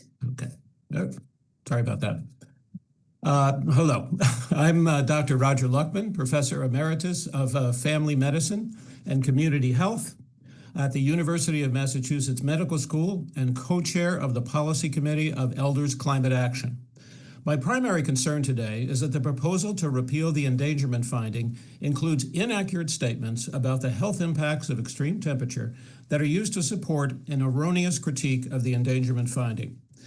The EPA cites the recent report of the Climate Working Group as the source of this false claim, and I quote, "On balance, global warming will likely decrease deaths from extreme cold more than increase deaths from extreme heat," unquote.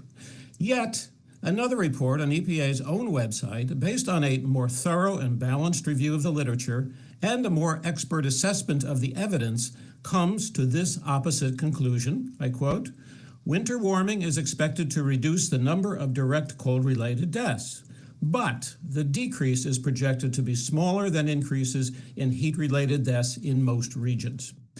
While some uncertainty surely exists in these mortality estimates, I assert that the data since 2009 does not line up with the EPA's conclusion in its reconsideration proposal, and in fact continues to support the 2009 endangerment finding, as suggested by the statement on the EPA's own website and many more research findings.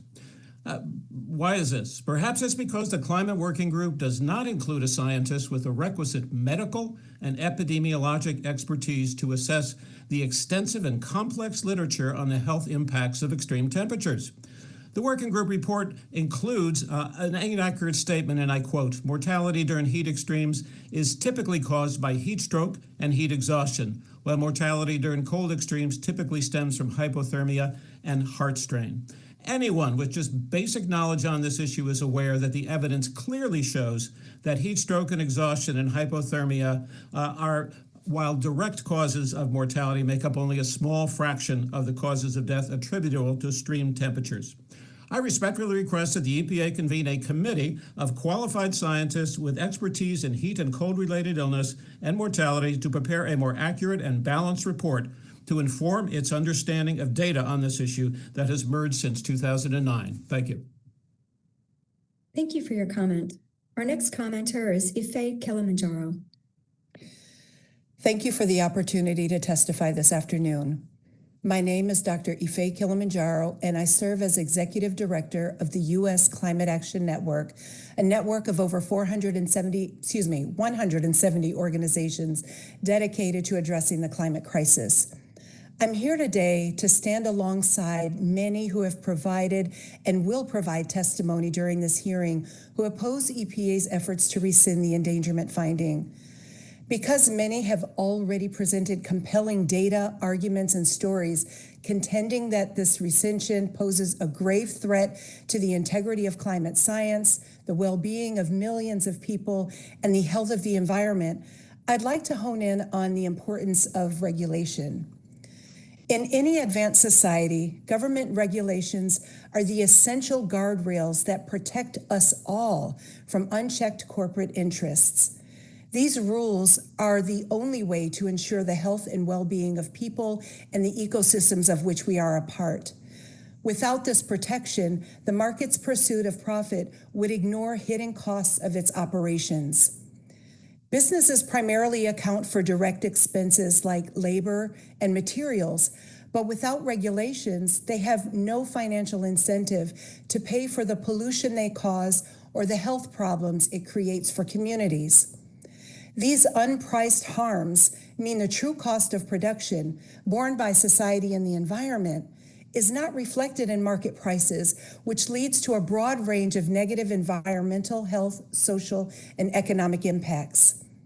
This unchecked degradation brings us to a critical juncture where upholding the endangerment finding isn't just about mitigating these profound harms. It's about fulfilling our historical responsibility and seizing an unparalleled opportunity. An unparalleled opportunity to lower emissions and accelerate the transition to a clean economy that can ignite new industries and create good paying jobs. We have a choice to lead this energy transition or be left behind. I urge you to uphold the endangerment finding. Thank you so much for the opportunity to testify this afternoon. Thank you for your comment. Our next commenter is Joel Irvis. Hi, good afternoon. Can you hear me? We can, yes. Great. My name is Joel Irvis, and I'm the Associate Director at RAMP, Regional Asthma Management and Prevention. Based in Oakland, California, RAMP's mission is to reduce the burden of asthma with a focus on health equity.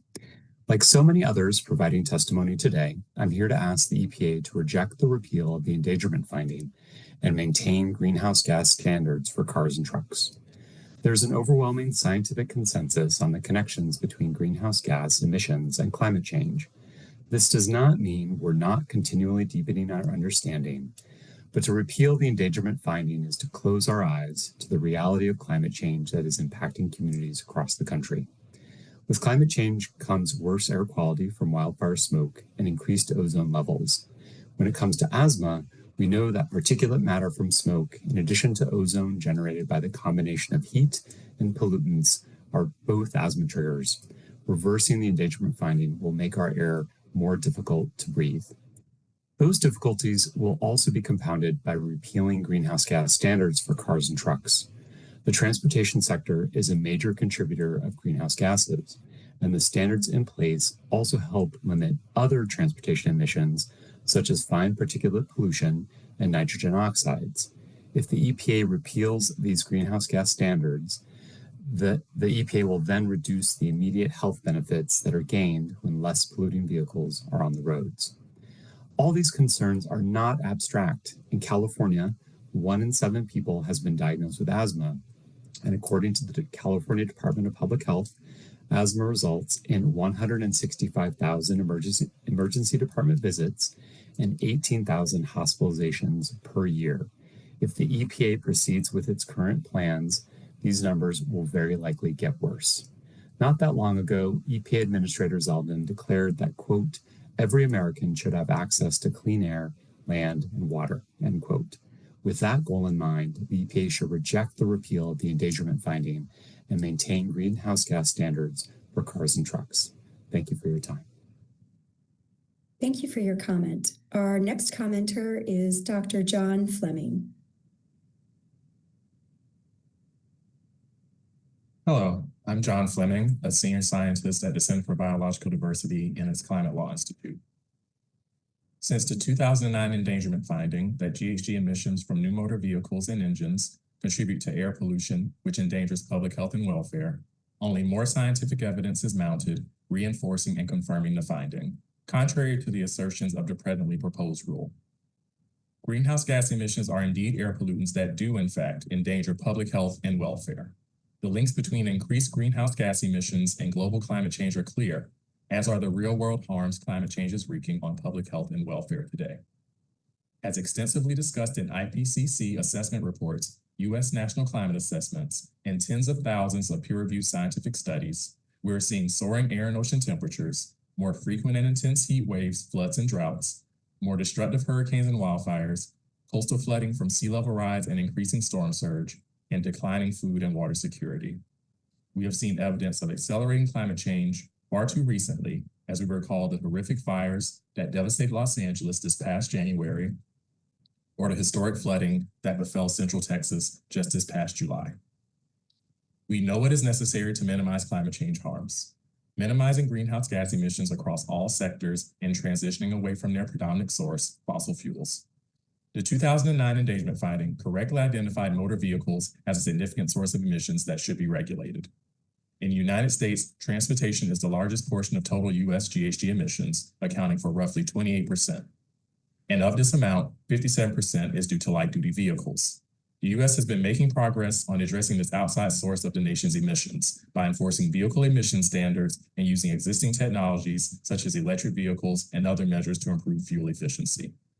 Repealing the endangerment finding would undermine the progress that has been made and take us backwards, only putting U.S. citizens in the path of the worst that climate change has to offer. Thank you. Thank you for your comment. Our next commenter is Lisa Sharon. Okay, can you hear me? We can, thank you. Okay, well, thank you for the opportunity to speak today. I am also in opposition of rescinding the endangerment finding. I think that back in 2007, when the Supreme Court ruled that the EPA had that authority, and that is what the EPA's job is to do, to protect the environment. And I think that when you're talking about regulations, we should be using the word protections, because that is exactly what that does. We need to have the protections in place for very obvious reasons. I will say that I am a climate migrant. I moved from New Jersey down to Charleston, South Carolina, to have a life on the beach. And with warmer summers, we certainly have a lot of those now, of course, because of climate change. It's getting hotter, and that is obvious. But I moved here to Greenville to get away because I was very sick and tired of evacuating because of hurricanes. And you talk about mental stress and anxiety, loss of work, the disruption to your schedule, not knowing what you're coming back to, if your home is still going to be in place, and all of your belongings gone. That is just very, that is just something that people don't want to have to go through. And so I moved to Greenville. And then here comes Helene. And I have to say to you that I wish that I had evacuated. I live in a camper. That's one reason why I moved inland. And I was on the floor of my camper for over 6 hours while Hurricane Helene raged all around me. I was hearing all kinds of horrific noises, the cracking and the thudding of trees, and because there's lots of woods around here. And it was just amazing, the devastation that was done because of this one storm that went 300 miles inland. No one thought that that would happen, and it did. And when you're talking about money, you cannot put a price on people's lives. We lost, just in the flooding in Texas, we lost 135 people. And in South Carolina with Helene, we lost 49 people. And, this is the cost also. That one hurricane, Helene, of $200 billion. That is time. Thank you for your comment. Our next commenter is Patrick Campbell. My name is Patrick Campbell, and I serve as the executive director of the group against smog and pollution. For more than 55 years, we've advocated for cleaner air and healthier communities in southwestern Pennsylvania. Today, I want to speak plainly. We are outraged and deeply concerned about the dismantling of environmental protections the EPA was created to uphold. The latest example is this administration's attempt to undermine the 2009 endangerment finding, the legal foundation that allows the EPA to regulate greenhouse gas emissions from cars, trucks, and engines under the Clean Air Act. If this proposal goes through, the EPA would lose its authority to regulate climate-altering pollution from vehicles. That means greenhouse gas standards for light, medium, and heavy-duty vehicles could disappear, wiping away years of progress. And why? The justification focuses almost entirely on industry profits and so-called consumer choice. What's missing is any serious acknowledgement of the devastating consequences for our environment and our health. So let's be clear, this is not just about legal technicalities or economic models. This is about the air our children breathe. It is about the rising asthma rates, respiratory illnesses, and heat-related deaths. It's about the escalating climate crisis we already see around us, in the floods, wildfires, and extreme weather events becoming a new, unfortunate normal. To claim, as this administration does, that U.S. vehicle emissions don't significantly contribute to climate change is to ignore both settled science and decades of legal precedent. It is nothing less than an abdication of responsibility. The EPA's mission is profound: to protect human health and the environment. This proposal does the opposite. It represents a betrayal of public trust and a dangerous gamble with our future. We call on the EPA to remember its purpose, to honor the science, and to put people, not polluters, first. Our communities, our children, and generations to come depend on it. Thank you. Thank you for your comment. We're now ready to move on to panel 15. I do want to have a couple of reminders for folks. The first is, please remember to speak slowly and clearly so that our court reporter can accurately record today's proceedings. Secondly, if your comment runs over that 2.5-minute time limit, I just want to remind you that there are additional ways to provide comments. If you're not able to provide them today, you can also submit them through the docket at www.regulations.gov using docket ID EPA-HQ-OAR-2025-0194. We'll also post that in the chat for you all. And finally, for folks on upcoming panels, please remember that you'll receive a notification to be promoted to a panelist. Please accept that invitation, as that will allow you to turn your camera on when it's your turn to speak. With that, I will turn things over to our next speaker, Jeremy Mudd. Good afternoon. My name is Dr. Jeremy Mudd. I'm a pulmonologist in New York City, where I care for patients with chronic lung diseases such as asthma and COPD. I'm also a researcher studying lung cancer, the leading cause of cancer death in the US and worldwide. I strongly oppose any effort to repeal or weaken the EPA's 2009 endangerment finding. That landmark decision recognized that greenhouse gas emissions endanger public health and welfare. 15 years later, the evidence has never been stronger, and I see its consequences every day in my patients and research. During the wildfire smoke of summer 2023, when New York's skies turned orange and had the worst air quality in the entire world due to wildfires raging across Canada, one of my patients from East Harlem with severe COPD came to our clinic in tears. She told me she couldn't walk to the corner store without gasping for air, and even indoors, she felt trapped, struggling to breathe in her own home. I saw more patients presenting to the ER with severe exacerbations of their lung disease than I had ever seen before. Citywide data showed a 50% increase in respiratory hospitalizations related to asthma or COPD during this period. For these people, for my patients, for the people of Los Angeles and their recent wildfires, climate change is not a distant threat, it's an immediate daily burden.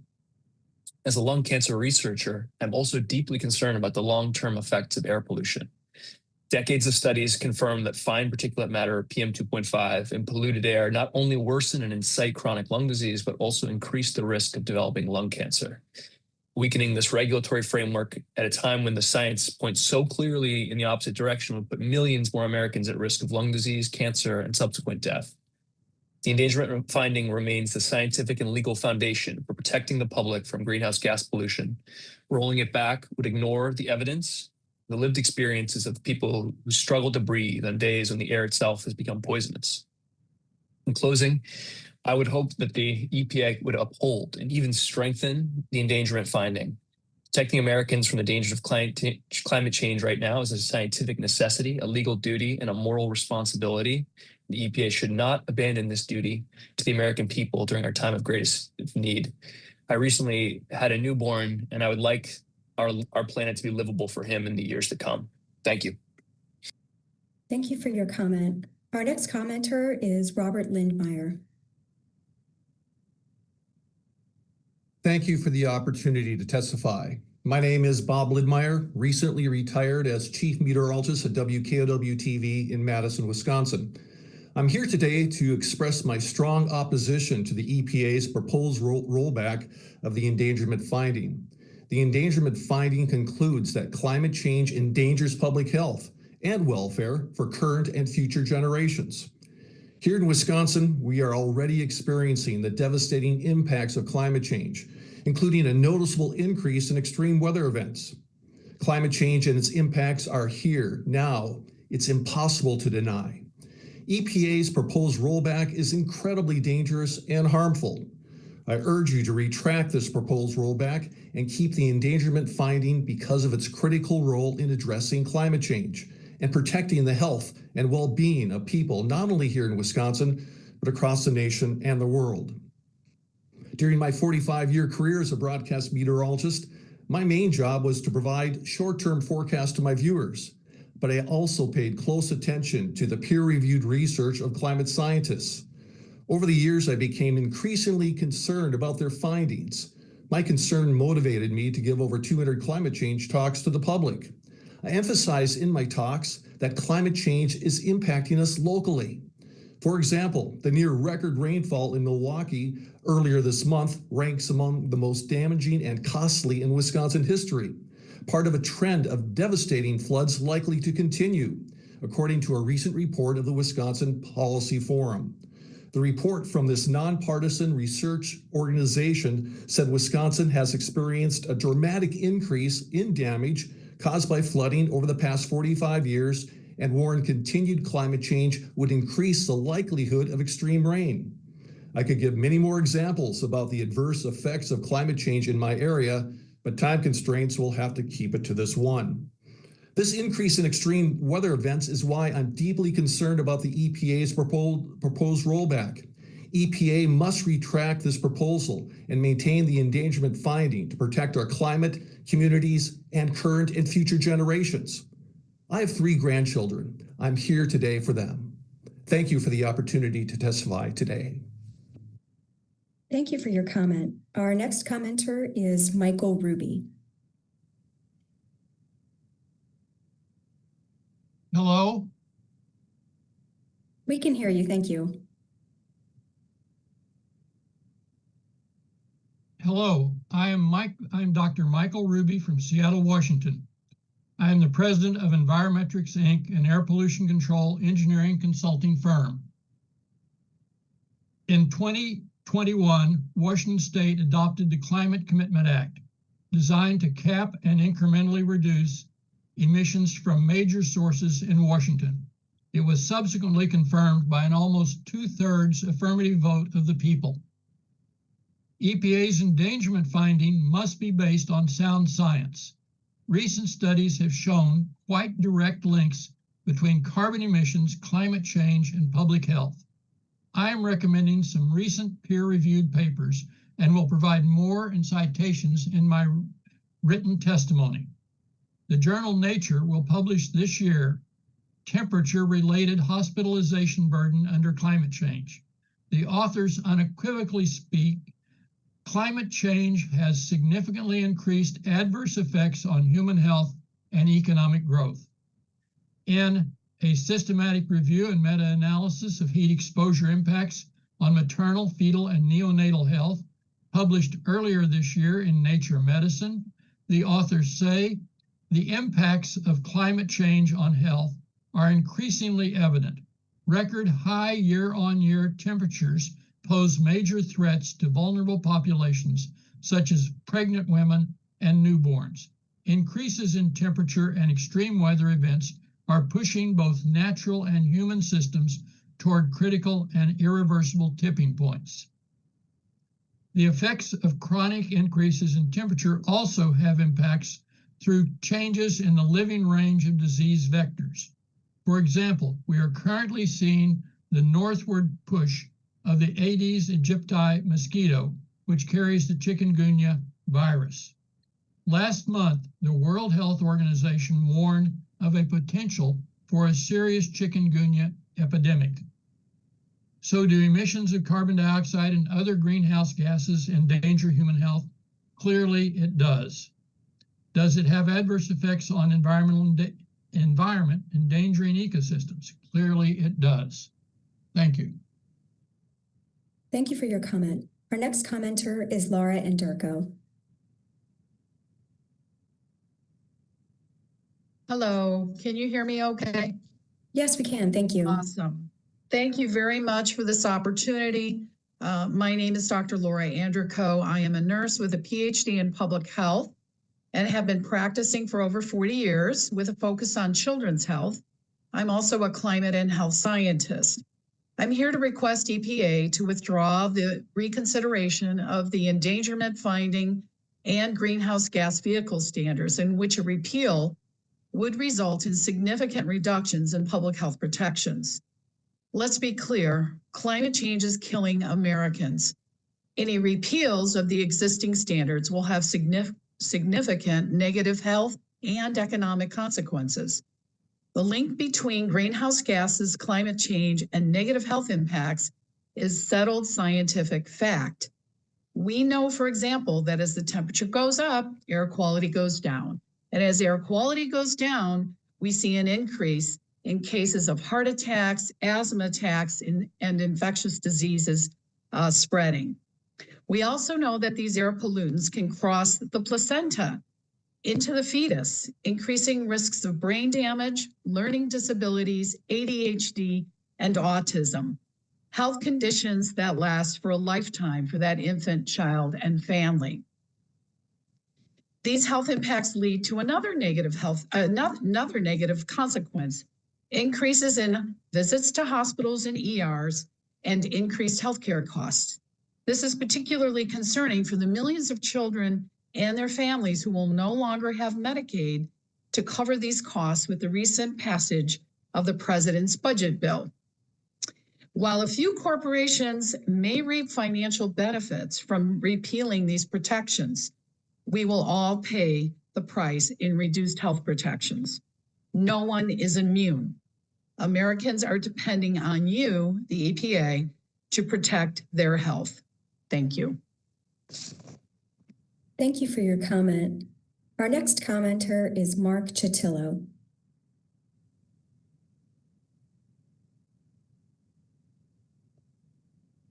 Good afternoon, members of the panel. My name is Mark Chitillo. I'm an attorney and scientist with a 35-year history of involvement in Clean Air Act programs.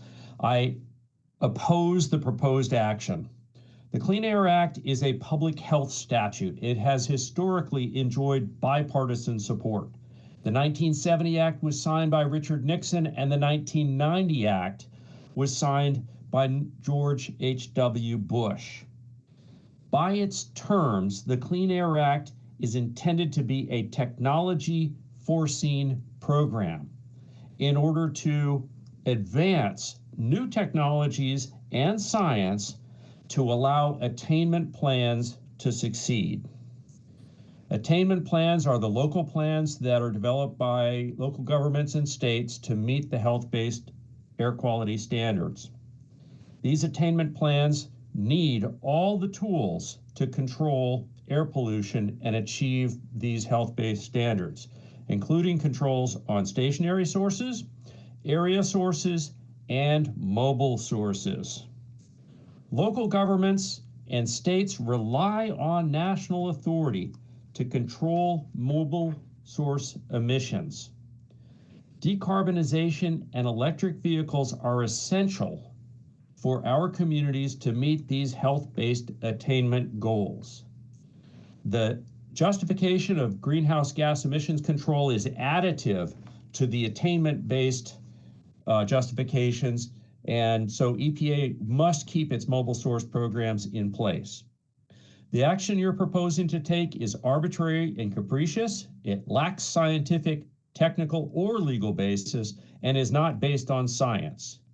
The direct and indirect consequences of the proposed action include increased human pain and suffering, sickness and death, and disruption of business planning and our economy. EPA's action to me is reminiscent of the 2021 movie Don't Look Up, where reckless ignorance of imminent risks had catastrophic consequences for future generations. Please reconsider your action. Thank you. Thank you for your comment. Our next commenter is Marty Klebs. Can you hear me? We can, thank you. I can't start my video because it's disabled by the host, it says. My name is Marty Klebs, and I'm a member of Third Act Illinois, an organization of seniors working on climate change issues. I worked for EPA Region 5 for 33 years, including 25 years as a manager. I retired at the end of 2019 during the first Trump administration because the work climate had become corrosive, and I was being asked to carry out tasks that violated my sense of duty and ethics. I cannot sit by quietly as EPA considers undoing one of its most important science-based determinations. The 2009 endangerment finding was the product of rigorous review of the best available science from the National Academy of Sciences, NOAA, NASA, and the IPCC. That evidence was overwhelming then and has only grown stronger since. Greenhouse gases are driving hotter summers, stronger storms, destructive wildfires, and worsening air quality that harms vulnerable communities. Nothing in the science justifies reopening or weakening the finding. This is not a scientific debate, it's a political one. Reconsidering the finding undermines the integrity of the agency and the Clean Air Act's legal framework.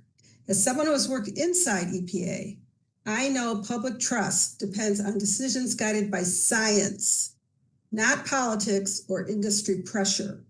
That trust is fragile, and once broken, it's hard to repair. I'm equally troubled by the proposal to weaken vehicle greenhouse gas standards. Transportation is our largest source of climate pollution. Current standards save families money, reduce oil dependence, and cut pollutants that worsen asthma and heart disease. Rolling them back will cost lives, increase pollution, and erode U.S. competitiveness. The same holds true for utility emissions. What we need is cleaner air and longer long-term energy costs, not excuses for delay. I left EPA because I could no longer reconcile my values with the direction of the agency. I speak today because I still believe in EPA's mission. Uphold the endangerment finding, keep strong vehicle standards, and protect the people you were created to serve. Thank you. Thank you for your comment. We're going to have one more commenter, and then we're going to take a brief 5-minute break after this next commenter. Our next commenter is Aviva Gans. Thank you for letting me speak. I come to you as a health professional, specifically a pediatric physical therapist and a member of Clinicians for Climate Action of New Jersey. The air we breathe and the water we drink have considerable impacts on our health. The 2009 endangerment finding recognized how burning fossil fuels is detrimental to our health and the health of our planet. Thousands of studies support this. Among these is a 2018 study by Joan A. Casey and colleagues. It illustrates one specific way burning fossil fuels impacts health. The study explains that emissions from power plants include particulates, sulfur dioxide, nitrogen oxide, benzene, lead, mercury, and other known health hazards. It shows that preterm births within a 5-kilometer radius decreased by 5.1 to 7% after each of 8 power plants were closed in California. Reductions in preterm births were less, but still significant at the 5 to 10-kilometer range. As a pediatric physical therapist, I have experience working with children born prematurely. Some need intensive services at birth, into their childhood, and some into their adult years. The stress on the child and the family is considerable. So are the costs to the healthcare system, the educational system, and ultimately the society. The Casey study shows that even if we do not focus on climate, There are numerous reasons to control fossil fuel emissions from plants, power plants, transportation, and much more. There was a time when science did not fully recognize how significantly burning fossil fuels impacts the environment and human health. But now we know. To roll back the endangerment finding is inconsistent with the mission of the EPA to, quote, protect human health and environment for the benefit of today's children, the children of tomorrow, and for the health of Americans. Please withdraw the proposal to overturn the endangerment finding.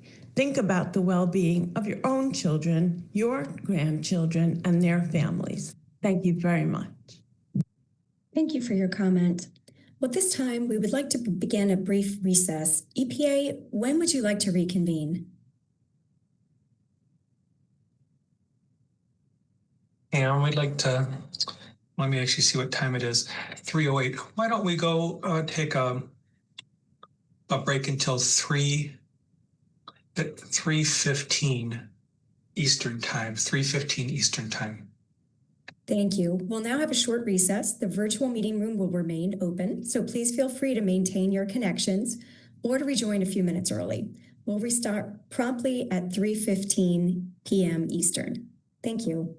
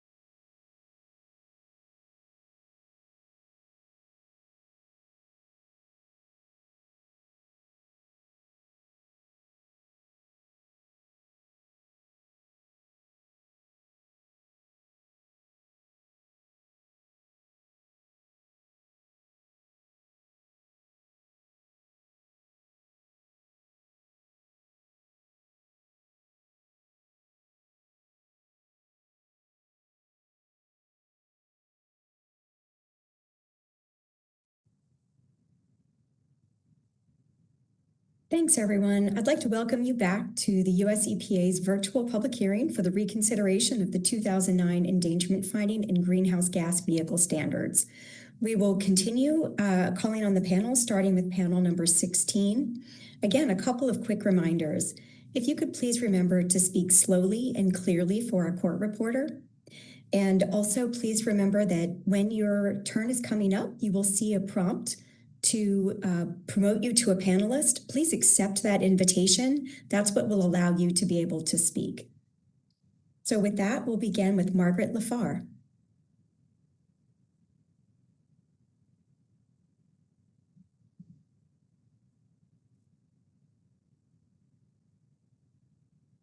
Thank you, Margaret. We can see you. Okay, thank you. Good afternoon. My name is Margaret LaFar, Director of the New York State Department of Environmental Conservation. I apologize.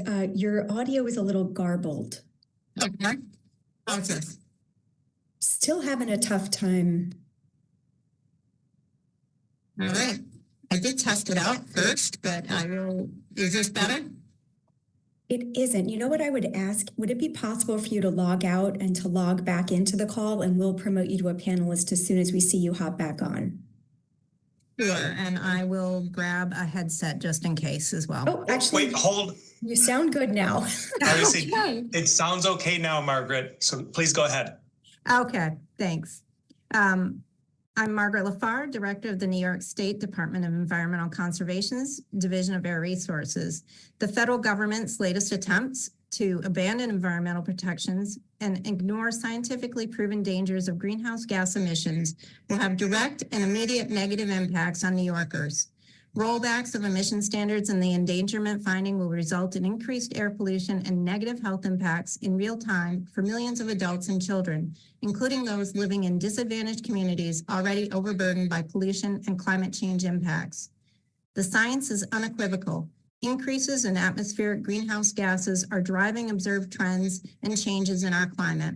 The federal government's rollbacks will lead to increased occurrences of deadly and costly disasters due to more severe and frequent storms, floods, and extreme weather.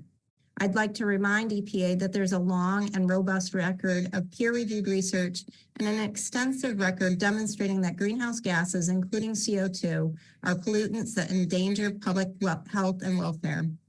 Given this information, it is completely illogical, without scientific basis or support, inconsistent with EPA's Pillar 1 commitment to ensure clean air for every American, and contrary to law, that EPA proposes to repeal regulations that are designed to reduce air pollution. EPA's proposal to revoke this finding ignores its legal duty under the Clean Air Act to regulate greenhouse gas emissions, including those from motor vehicles. In New York, emissions from motor vehicles make up approximately 1/4 of the state's greenhouse gas emissions and contribute to fine particulate matter and ozone pollution. In the tri-state New York City metropolitan ozone non-attainment area, mobile sources contribute about 45% of anthropogenic nitrogen oxide emissions. New York depends on the EPA in Section 177 of the Clean Air Act to address the emissions from motor vehicles to reduce ozone, PM2.5, and regional haze.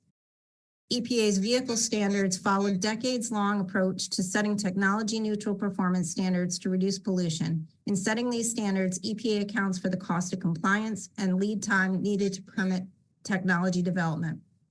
Consumers are increasingly choosing clean vehicles. Nationally, more than 1.5 million electric vehicles were sold in 2024, 10% of all new passenger vehicles in the U.S. While this repeal immediately impacts vehicle emissions, New York also anticipates this rollback will have negative ripple effects on other regulations that control emissions. Now is not the time to take steps backward. Thank you for your comment. Our next commenter is Isaiah Back-Gall. Hi, thank you for the opportunity to testify. Could you speak up just a bit for us, please, to make sure our court reporter can capture this? Yes, please let me know if this is better. I'll try and speak louder. Yes, thank you. Thank you. My name is Isaiah Back-Gall, and I'm the Climate and Safe Energy Campaign Manager at Waterkeeper Alliance, which is a global movement uniting over 300 community-based waterkeeper groups with more than 160 located in the United States, working to protect and restore our nation's waterways. I'm here today to express our strong opposition to EPA's proposed rollback of the endangerment finding. The endangerment finding concludes that greenhouse gases endanger public health and welfare for current and future generations and plays a critical role in addressing the impacts of climate change. Here in New York, where Waterkeeper Alliance is based, we are already seeing the devastating impacts of climate change, including extreme weather events and warmer temperatures. Climate change and its impacts are here now. There is no scientific basis to deny that reality. EPA's proposed rollback is dangerous and harmful. I am just one voice, but there are many communities across the country already living with the realities of climate change. I was born and raised in Brooklyn, not far from Administrator Zeldin's home district. I was here when Hurricane Sandy hit the region, resulting in 200 deaths and still untold destruction to homes, hospitals, and critical city infrastructure. Since then, we have only seen more and more intense storms hit New York City, including record rainfall this July, flooding the public transit system and resulting in the deaths of 2 people. These deadly storms and floods are only one example of the human and health impacts of climate change already impacting my home. We've experienced red skies from wildfires, days when we couldn't safely go outside because of the air quality. West Nile virus has become endemic in New York because of warming, which allows for the proliferation of virus-carrying mosquitoes. Heat waves are worsening, as reported by EPA, with days this summer reaching above 100 degrees Fahrenheit, putting a strain also on the city's energy infrastructure, as well as the electric bills of residents already struggling to afford high costs of living. As the former representative from Long Island, Administrator Zeldin is all too aware of the immediate threats of climate change and has acknowledged as much in public comment, although his recent efforts and statements demonstrate a worrisome hypocrisy and disregard for climate science. In his confirmation hearing on January 16th, he acknowledged the emissions of greenhouse gases trap heat and confirmed that climate change is real. That is time. Thank you for your comment. Our next commenter is Elise Levin. Thank you. I'm Dr. Ilse Levin, a member of the American Medical Association's Board of Trustees and a board-certified internist and epidemiologist. On behalf of the largest organization representing physicians and medical students in the U.S., the AMA urges the EPA to retract the proposed repeal of the 2009 endangerment finding and vehicle emission standards. Scientific consensus overwhelmingly confirms that global climate change is real, is largely driven by man-made greenhouse gas emissions, and is harming our health. Since 1989, the AMA has recognized the potential health impacts of climate change. In 2022, the AMA declared climate change a public health crisis and strongly supports efforts to reduce U.S. greenhouse gas emissions. Adverse health impacts from climate change are happening now. In a survey of 550 U.S. physicians conducted by the AMA in 2024, over 90% of responding physicians said they believe climate change is happening, and nearly half said climate change was already impacting their patients in a significant way, including illness due to poor air quality. Some of the most vulnerable include children, patients with chronic diseases, older adults, lower income communities, infants, and pregnant patients. Extreme heat days have been increasing since the 1960s. Individuals on certain medications such as diuretics, antihypertensives, and psychiatric medications have a reduced ability to regulate body temperature, increasing their risk of heat-related illnesses. For pregnant patients, extreme heat is linked to increased risk of birth defects, gestational diabetes, and hypertensive disorders. An increase in greenhouse gas emissions would likely escalate the pace of climate change, leading to more environmental harms to our health. Transportation-related emissions, particularly from vehicles, are the largest source of greenhouse gas emissions in the U.S., accounting for nearly 28% of emissions. Maintaining emission standards for vehicles is therefore a critical component in combating the threat of climate change. The AMA strongly encourages the administration to maintain the 2009 endangerment finding and existing greenhouse gas emission standards for vehicles to protect the health of the U.S. population. Thank you for this opportunity to comment. Thank you for your comment. Our next commenter is Haley Jones. Thank you. Thank you for the opportunity to testify. My name is Haley Jones. I'm an organizer with Citizens Caring for the Future in Carlsbad, New Mexico, in the Permian Basin, the country's highest producing oil and gas region. I'm here today to express our strong opposition to the EPA's proposed rollback of the endangerment finding. Climate change is here, and its impacts are devastating people and the lands and water we rely on. The EPA's proposed rollback is incredibly dangerous and harmful. In New Mexico, we are already seeing the devastating effects of climate change, intensifying wildfires, historic droughts that threaten our water supply, and extreme heat that endangers public health. Catastrophic wildfires like the Calf Canyon Hermit's Peak Fire and the South Fork Fire are becoming more frequent and intense. There is no longer a wildfire season, they occur year-round. These fires don't end when the flames are out. This summer, deadly flash floods ripped through the mountain town of Ruidoso due to burn scars left by the South Fork and Salt wildfires, destroying homes and killing 3 people. Ruidoso experienced 3 flash flooding events in the month of July 2025 alone. New Mexico is also experiencing prolonged and severe droughts that are drying up rivers like the Rio Grande, depleting our groundwater, and threatening our agricultural communities. In 2024, New Mexico experienced one of its hottest summers on record, with prolonged heat waves that pushed utilities and emergency services to their limits. Personally, I've seen my asthma worsen year after year. My use of a rescue inhaler has increased steadily as oil and gas activity in my area ramps up. New Mexicans are already living with the consequences of climate inaction. We need stronger safeguards, not fewer. I urge the EPA to uphold the endangerment finding to ensure a livable future for all. Lives are at stake. Thank you. Thank you for your comment. Our next commenter is Kathleen Reynolds. Good afternoon. Thank you for the opportunity to speak, and thank you for your work protecting our health and environment. My name is Kathleen Reynolds. I live in Redmond, Washington, and like probably most of you, I love my state. Washington contains mountains, towering forests, oceans, rivers, and lakes, and these places are home to plants and wildlife that are deeply important to me and my neighbors. Washingtonians love our land. Excess greenhouse gases have been proven to be changing our climate in ways that affect my family's life and health, but even more importantly, to me, they are affecting the state that I love in ways that are irreversible. Washington is seeing longer, drier summers with record-breaking heat waves and wildfires that are stressing our trees and our wildlife. Winter snowpack in the mountains is now a fraction of normal amounts, leading to low river and stream levels for human and animal uses. River water is too warm for endangered salmon to swim and lay eggs in, which leads to a deficit of the salmon that our endangered southern resident orcas depend on for food. In my area, I see stressed and dying native trees like western red cedar and Douglas fir, which aren't adapted to the hotter, drier climate. This deeply saddens me.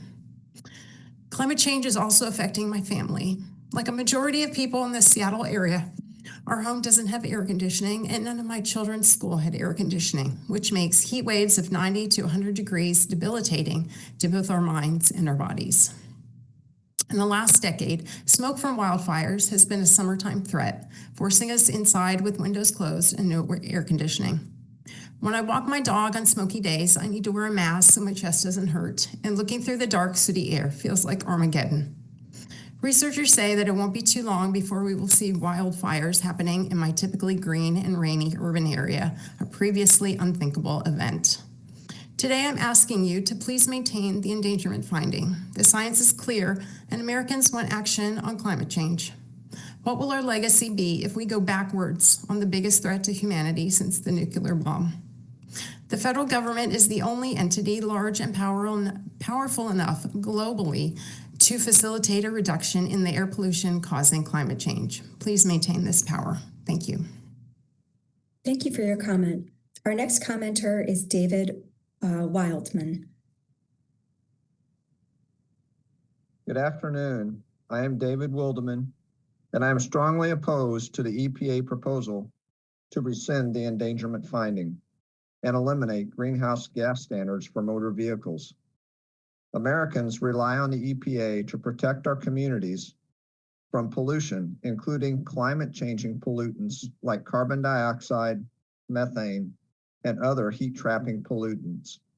Since 2009, the Endangerment Finding has formed the foundation for some of our most important Clean Air Act protections that limit climate pollution from sources such as power plants, cars, trucks, and fossil fuel drilling operations. The proposal to rescind the Endangerment Finding ignores decades of scientific consensus and the reality that communities across the country are living with deadly weather disasters and toxic air caused by fossil fuel pollution. The overwhelming majority of scientists agree that heat-trapping pollutants emitted from the burning and release of fossil fuels are harming our planet and its inhabitants.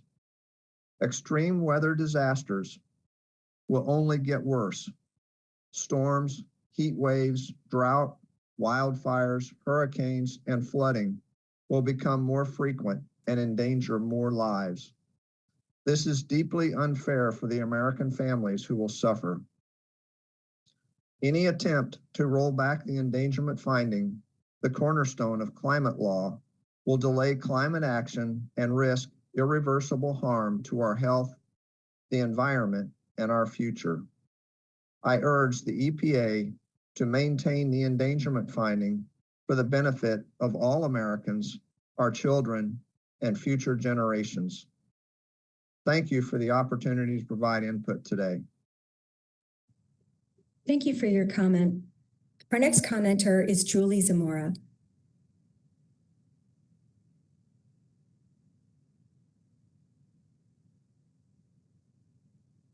Can you see me? I just sent you a notice to start your video. See if that helps. There we go. Can you see me? Yes, we can. Great, thank you. Good afternoon. My name is Julie Zamora. I live in Salt Lake City, Utah with my husband and our 2-year-old daughter. Salt Lake City, where due to climate change and increased water evaporation, the Great Salt Lake is shrinking and the exposed lake bed is releasing dust containing toxins and particulate matter that our community breathes. This dust also contributes to faster snowmelt in the spring, and therefore even hotter summers, as well as a more contaminated water supply. I am concerned by potential revocation of the Endangerment Finding and how our access to clean water and air will be impacted if the EPA is no longer able to regulate greenhouse gas emissions. My daughter is the best, most beautiful thing that has ever happened to me.